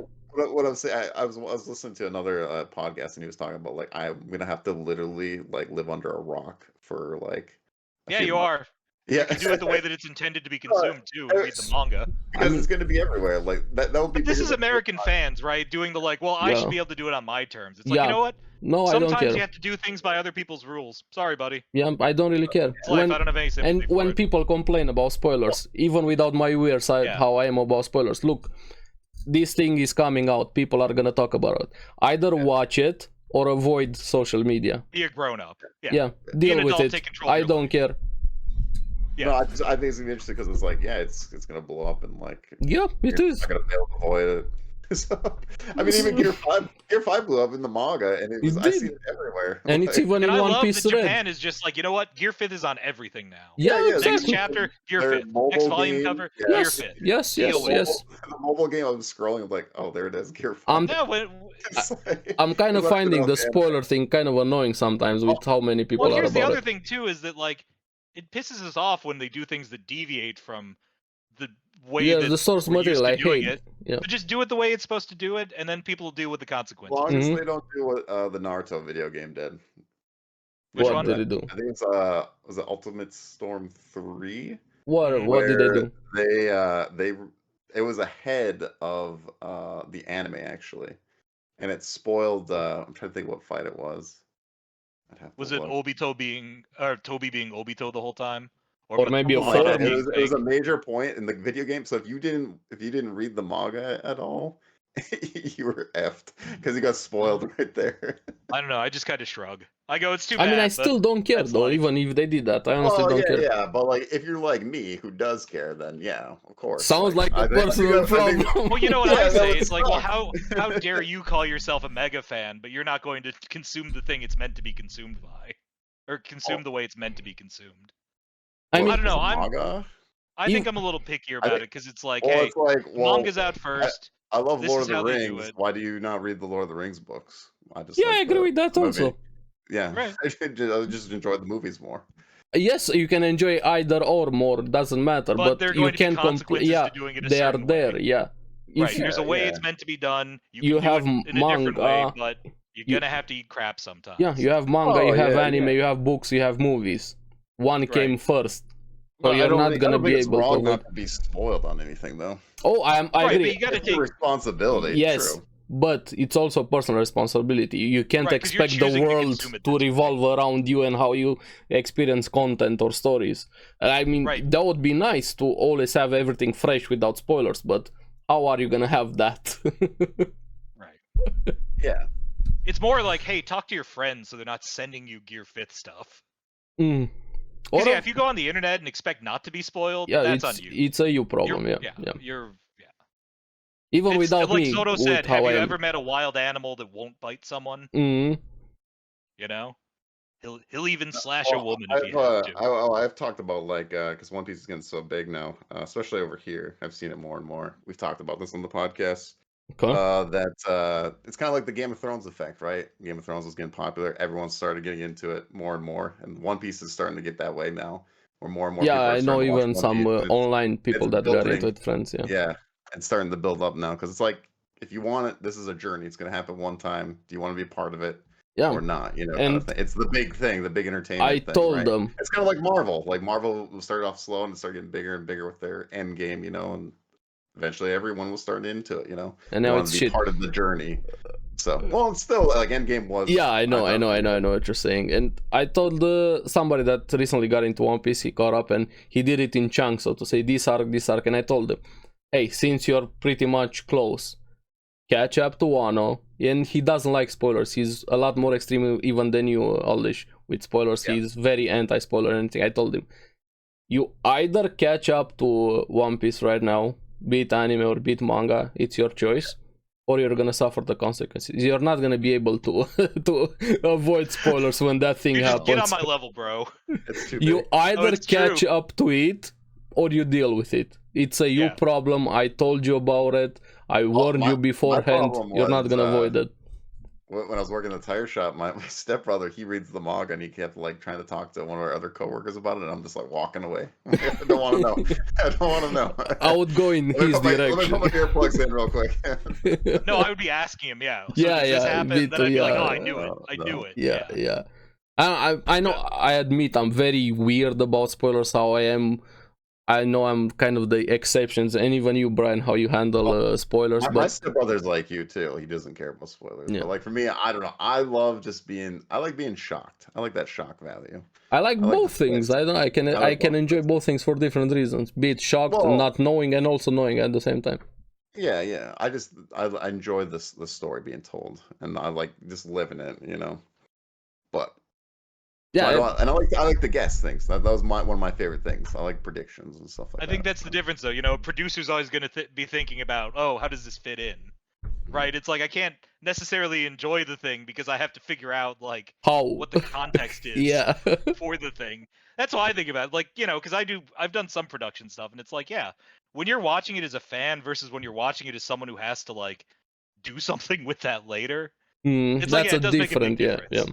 yeah. You do tend to view things a little more cynically, and there's a lot less of the like excitement, and there's a lot more of how am I going to use this. And also And I think that's for me with the spoilers. It's like, okay, well, I know X and Y is going to happen, so I'm thinking about it in terms of like the bigger picture. How is this going yes, to how is going to play happen, into it? and you also get a different kind of satisfactions. For people, they Right. get the unknown thing, discovering that unknown thing, but also for me, hey, this is finally happening, and I get to see how it happens. This fits together. This right now, I know Right, this you is see it going to happen. unemotionally because Yes, you're thinking about the puzzle and you're thinking about the bigger picture production thing. and I love versus, both like, in sides. the Yeah. moment. No, it can be tough, right? Because it's like sometimes you I want to have rather- that break. I guess where I you just get rather excited. read it myself than someone telling me about it. I guess is my But you're biggest reading thing. yourself when you're reading ahead or finding the spoiler. It's not somebody coming to you and but telling you like, about when it. I'm reading it, I have no idea what's going to happen. Instead of the guy next to me, he's like, "Hey, this person that died, this happened." I this mean, that's crazy that if somebody does that That's what I'm saying, intentionally, like, that's a problem for them. Don't do that to other people. I know I'm weird about spoilers, but I don't go to a random guy or with somebody that I'm talking about. No, but hey, this is the ending fair. of that story. I'm not gonna I'm do not that saying to that- somebody. yeah, No, yeah. I there respect are their times- choices. There are times I'll admit where I go back and I go, I wish I could have been shocked by this. Like, I Yes. wish I would have seen this for the first time Like- completely without knowing anything. Like, I think about people's first reactions to music a lot of the time, where it's like, imagine what it's like now. You know, like, say there's a song that we all grew up with that was a huge hit and we all know it, right? Okay. Imagine the kids now with, like, completely different music and they hear this older song for the first time.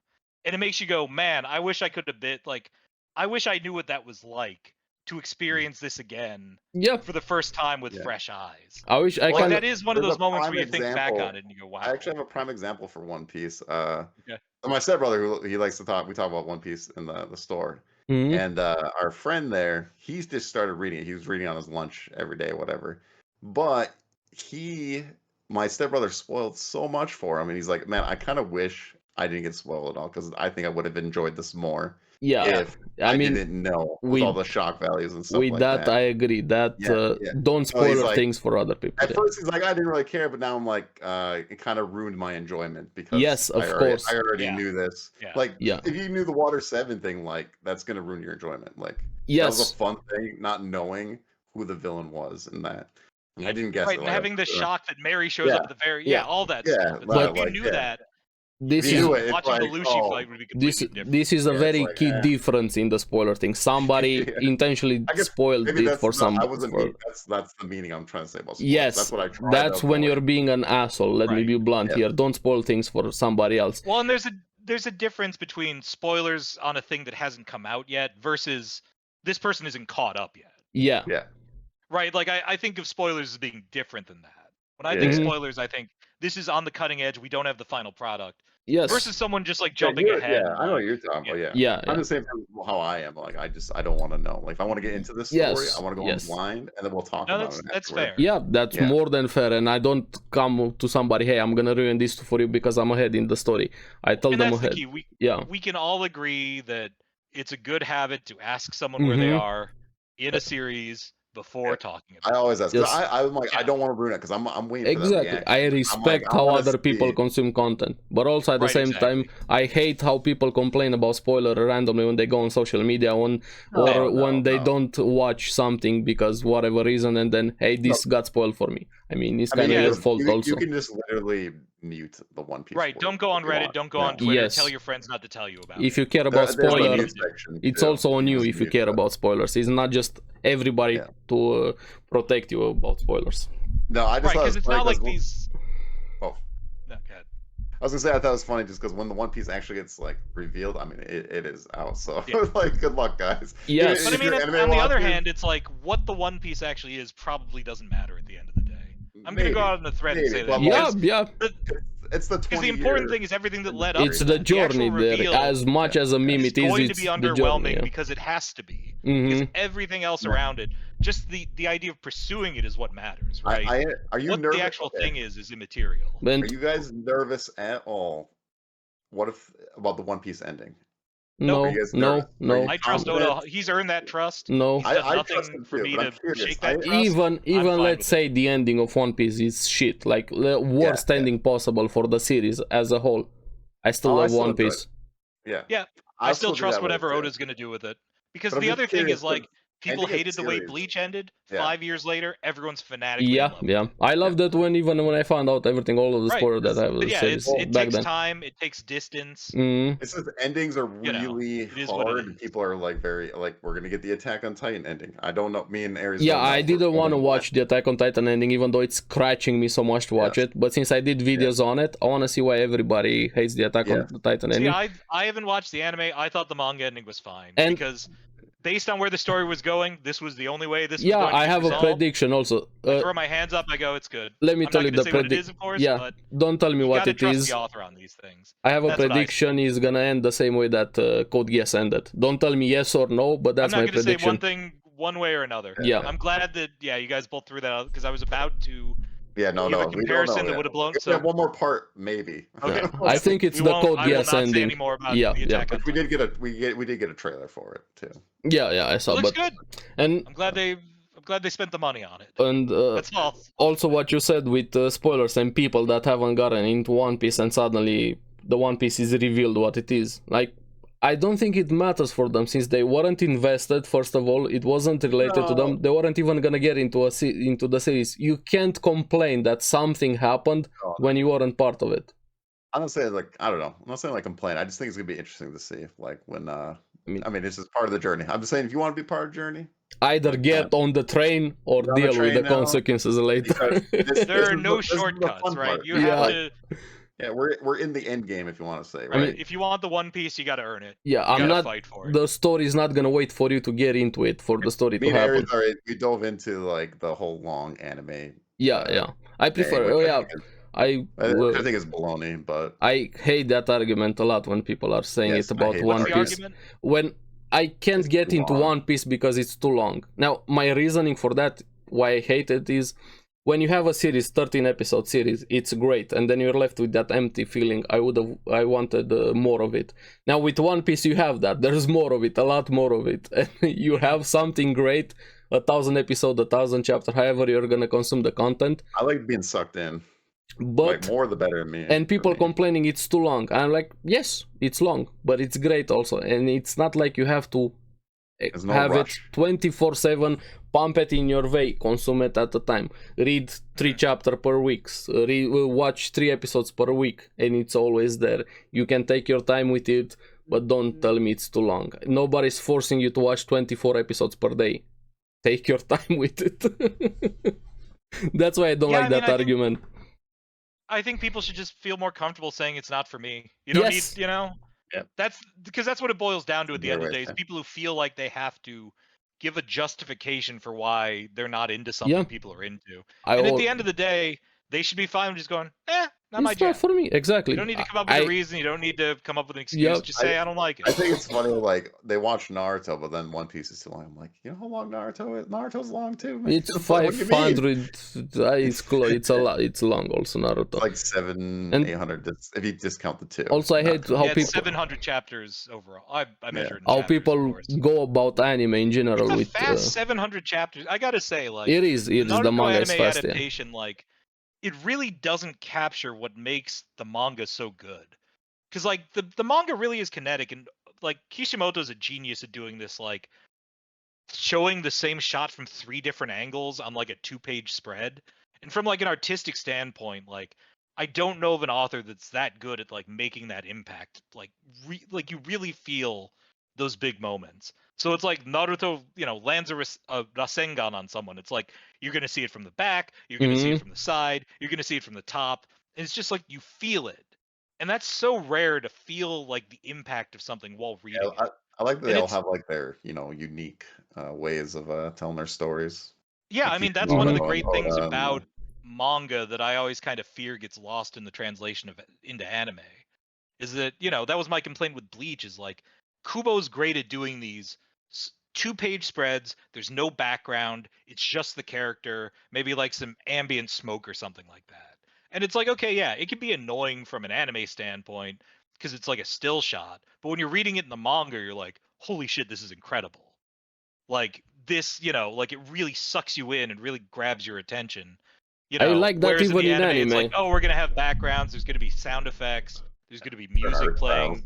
Yeah, you got the It's studios a too. difference in the Yeah. medium, and that's why it's like, I think the manga and the anime work best as complementary to each other. Yeah. Where it's like you get to see it from both of those sides, and I think that's what really fills it in and elevates the work to the next level. And also it's part of expectations, which I hate how people go into anime or manga things. When you get into a series, be it however you get into it, for example, I know I keep mentioning this a lot with Fairy Tail. People hate Fairy Tail because power of friendship. Now, this is the problem with the user experiencing the stories, because Fairy Tail from the start, it tells you in episode 1 or 2, if I remember, right at the start of the manga, hey, the power system works based on the power of friendship. This is how it amplifies everything. And people are complaining, yes, but I don't like power of friendship. And I'm scratching my head. Yes, but the series is based around power of friendship. Right, why are you reading it then? Yes, you why shouldn't be reading are any into shonen it? series, because Yeah. literally every shonen series is the power of friendship. It's like you're biting it's into One Piece, it's Naruto, it's Bleach, they all are about power of friendship. You're biting into an apple, taking like 1 or 3 bites, and then you're complaining, right, why isn't this a banana? Like, I'm not expecting... Why isn't this a tangerine? It's like, because it's not. I'm not expecting in Fairy Tail or whatever series a character dies like in Attack on Titan or a random twist. No, I'm watching series, I'm going in with expectations into it, what I'm getting, and I know what I'm getting myself into.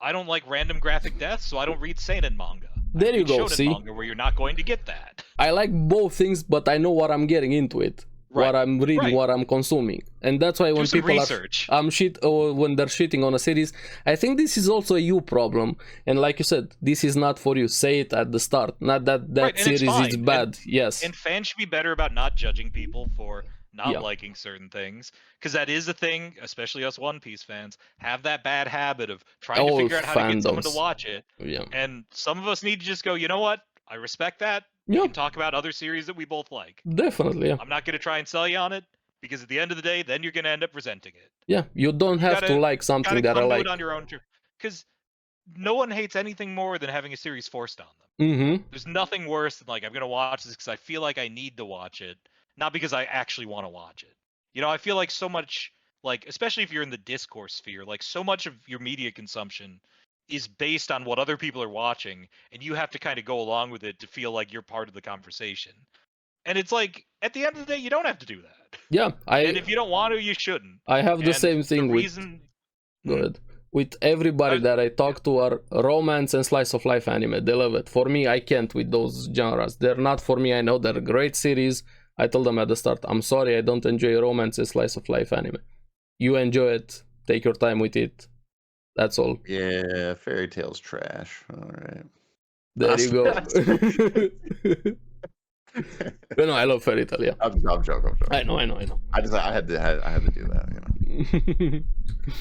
It's moments. I would say like, there's definitely some stuff in there where you go, ugh. But at the end of the day, the last arc in Fairy Tail has issues. Shonen, and I'll say like, like I didn't hate reading it. I really thought that like I would dislike it, but I also came in later.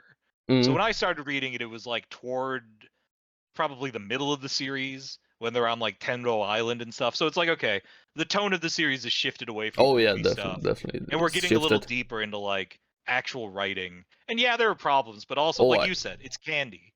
Yeah. Like you're eating licorice and expecting it to be a meal. I'm the first guy to admit the problems in the series. I fully admit them and I know them, yeah. But it's also, you're eating M&Ms at the end of the day. Yeah. You think you're going to get your daily nutritional values from that. That's on you, buddy. That's my main problem with anime fans' expectations, yeah. You know it's going to be candy floss. You know it's not going to have substance. And that's fine. Because, plenty of those same people who complain about that, they probably watch some junk reality show. They would say the same thing about. Where, I know it's dumb, but it's just a thing I like to have. Yeah, but it's the double standard thing that happens with a lot of things. Right. Well, because there are certain franchises that are deemed like, oh, this is good, this one's bad. I mean, it's why I won't, I'll admit that I like Naruto. Yeah, their fans are idiots, but like, it's really good shonen. It is, yeah. I like Naruto also. Really strong overall, and I don't feel bad rip on Naruto a lot, but I do like Naruto. Yeah. Yeah, I mean, it's got a system that we all like. It's got a world we all like. Yeah. Mhm. Yeah, that's Wow. part of the fandom with anime. A lot of people kind of, how should I put it, identify with what they consume, and it's very hard for them to separate that part of them. When somebody doesn't Well, like what I they mean- like, they take it personally. Especially when that's incentivized, right? Where it's like, well, the more you identify as this, the more you must love it, and if you love it the most, then you know, that makes you the best. Tribalism. It's Yeah. people who, yeah, like get their own self-validation from liking other things and externalizing that, and we all do it to a degree. Yeah, but everybody does it. at But the end of the day, it's animation. mhm, Let's put this into perspective. Enjoy what you like. Right. yeah, It's like and there's let plenty others to life enjoy what they outside like of also. knowing about anime, Holy. This has been a which is long probably a bad episode. thing to say on an anime podcast. But Yeah, no, it's perfectly fine. But yeah, very long episode here. Let's see. This might be a two-parter. Nah, Oh, it's man. okay. We're gonna have 5 hours episode here. Let's see with some anime news. I'm sure we all love One Piece. We're here for it. But let's see what. We get to talk about the live action, Brian. Oh yeah, good point. I mean, that counts as with the upcoming. live action. But we should do a series of episodes where we go through every One Piece volume, and it's an episode. It's an episode per just the volume. One Piece podcast. Yeah, just a One Piece podcast. It's one of those rewatches, Okay. but it's one chapter per episode. So it's Quick thoughts. What do you think about the live action with One Piece? not for me. Yeah, I agree Go with back that. to our conversation. I don't think I took one look at that.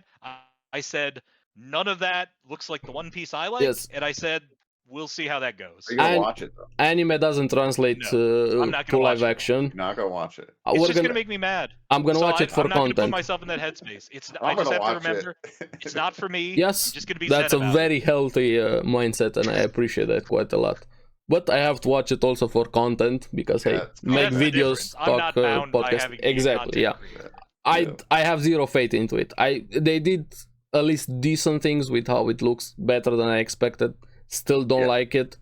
At the same time, I'm gonna give them credit where credit is due, but anime doesn't translate to live action, especially something like One Piece. Especially One Piece. Yeah. Plus, it's only gonna be 8 episodes for the first season. Mhm. We probably won't get any more. We No. can move on with our lives, throw our Yeah. hands up, and go, And well, they tried. they Never doing fucked, that again. fucked I'd up be shocked if they with actually do a season 2. I'd be shocked. Cowboy Bebop. They did a much worse job with something much easier to adapt than One Piece, and this worries Yeah, because with me a Bebop, it lot. was literally just like, just give us the episodes in live action. Yes, Just want to and see then Desperado. they It's change like, characters, they change plot points, they just all over the place right, with we don't Cowboy need Bebop. more Yeah. Vicious. We like Vicious because we know nothing about Vicious. And Vicious That's was why so he's bad in the scary. live action. They made just him a shows up and it's crybaby. scary. Right, we don't need a plot for him. We just need to know But he's yeah. a weird evil guy.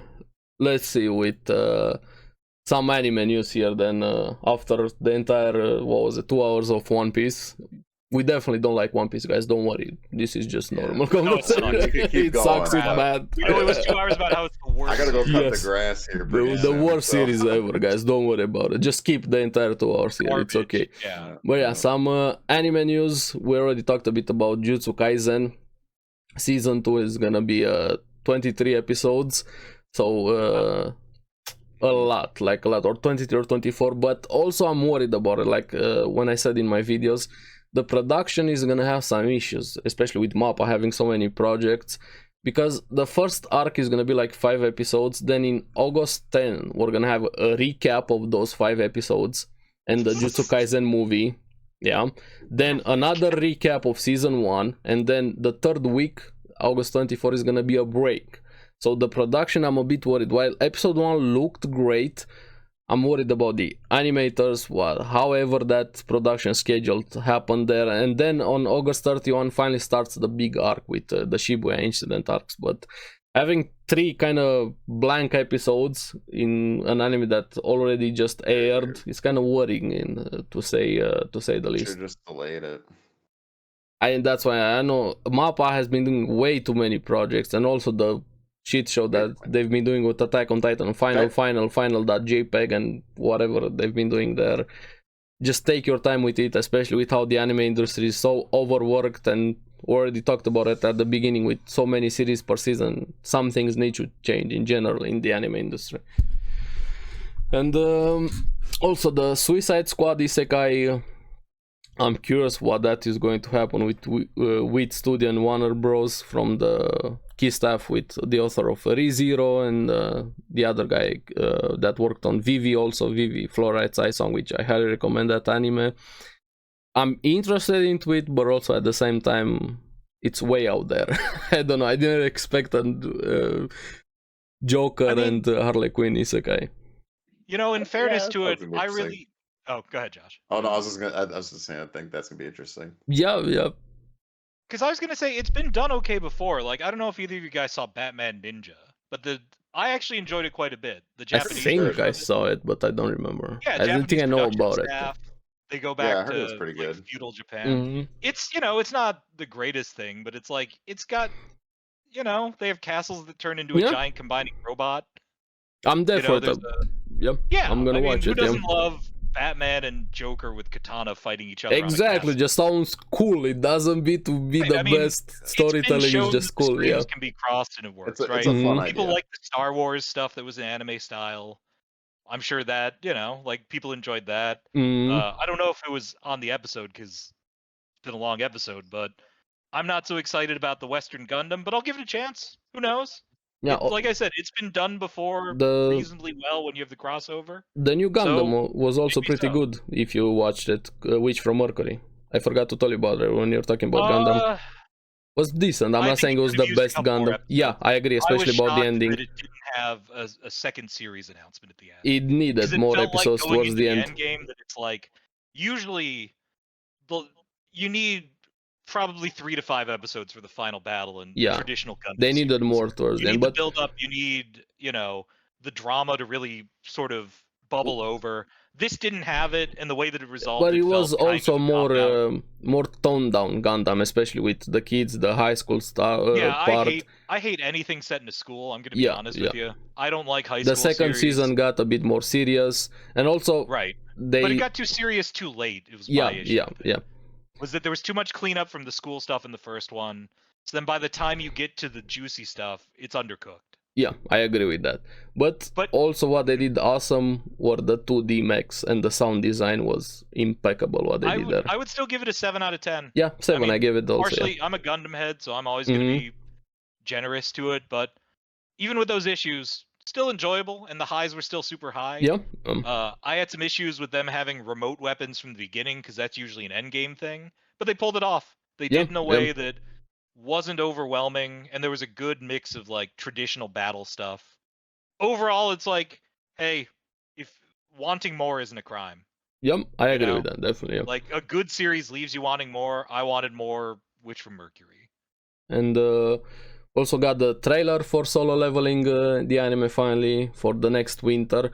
Which also, like we said about it, with expectations, how people are going into anime. They were already complaining that the anime is a power fantasy type of anime with the main character. I don't know if you know anything about Solo Leveling, a webtoon adaptation. No, not really. Manhwa. No, I'm pretty dismissive of webtoons. I got to be honest. As an anime guy, it's that's perfectly fine. But the series is basically your overpowered main character becoming more overpowered. And people are complaining about that. I'm like, yes, but that's the main purpose of the story. What's the issue? Don't watch like it. Someone complaining about One Punch Man. Like, they tell you what the premise is. Yes, that's from the start. And like, I'm here. It has amazing epic moments with Solo Leveling. I can't wait for it. We're gonna see how they handle the anime. Now, I don't know if you guys watch anything Black Butler. Yeah, I seen that it got announced. Another season. Yeah, the anime is returning with a new season in 2024, which I'm happy, because also season 1 was good. Towards the end had some filler. Season 2 is fully filler. Then we had the next arc, and also a movie that was much better adapted, closer to the manga, and right now is a sequel coming, which Black Butler is always fun. I'm happy that's back. Then Shield Hero Season 3 trailer after Season 2, which was the weakest, even in the manga, the weakest arc with the turtle. Did you read the manga, Bryan? No, I'm not a Shield Hero guy. Understandable. I've heard it's good. Season 1 on is my list. Season 1 is really good. the revenge part. Okay. Season 2 is weak, like really weak, but also in the manga, apparently the arc that they handle there is really weak. Season 2 gets better in the last few episodes, but the start is very, very rough. Now with Season 3, I hope they're gonna do better, especially on the animation side, because the entire anime has been having a lot of production issues, delayed. It also supposed to come when Corona happened and all of that, and right now it's kind of all over the place with what happened to it. Then we had Goblin Slayer, the trailer, which I'm happy to have more Goblin Slayer. Slaying goblins, yo. Man, you guys watch so much more than I do. Oh, you have no idea how much anime I gotta I up watch. my game, I guess. Because yeah, for me, it's just like there's a handful of series I'll read and watch obsessively, but I don't really stray too far from that. Oh, So there's a big world out there. I consume. We consume quite a bit. Oh, Josh here can guarantee I watch like 200 and something episodes in a week. Wow. I finished winter season fully in a week. Right now, fully caught up to this season. I'm like mid-tier. I just pump anime into my veins. I love anime a lot. I like all kinds of series, shonen, seinen, whatever you want for me. I know what I like and I consume what I like, and I just stay away from what is not for me. Now, Mushoku also confirmed for 25 episodes, but it's gonna be split. The second core is gonna be in April 2024, which I'm happy. Take your time with it. Don't rush it. That was pretty much it with news, unless you guys have anything else for news that was announced. No, I mean, with the new season starting, it's like, we already have the slate of what's going to be coming out in the next month or so. So, it's kind of nice to, like you were saying, have the slate be thinned out a little bit compared to the last couple of seasons. Yes.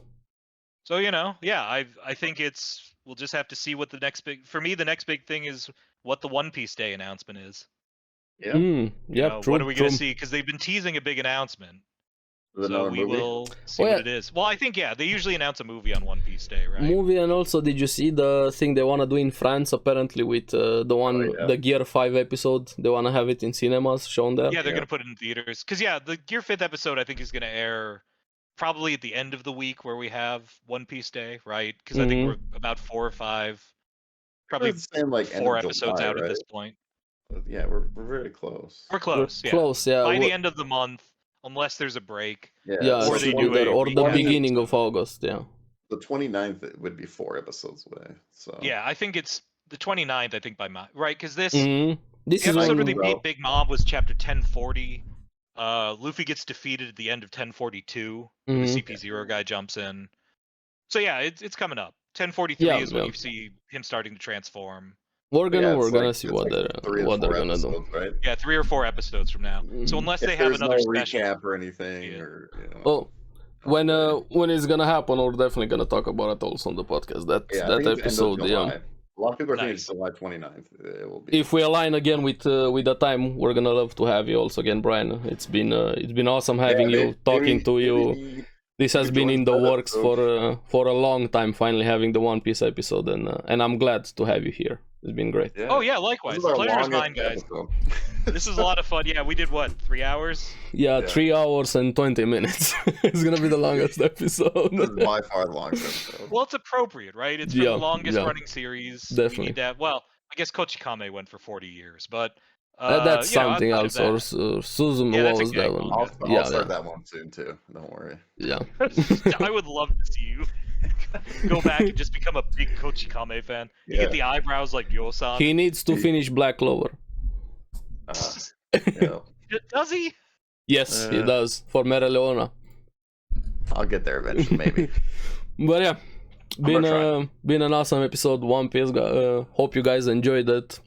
Hope you guys get into One Piece, and let us know down in the comments below if you watched One Piece, if you're gonna get into it, what are your favorite moments, and thank you for being here. And remember to hit that like and subscribe button. Always get the podcast everywhere, and thank you again for being here on the episode, both of you, and to the viewers. We're gonna see you guys on the next one. Thanks for having me. Bye bye. Thanks for watching, everyone.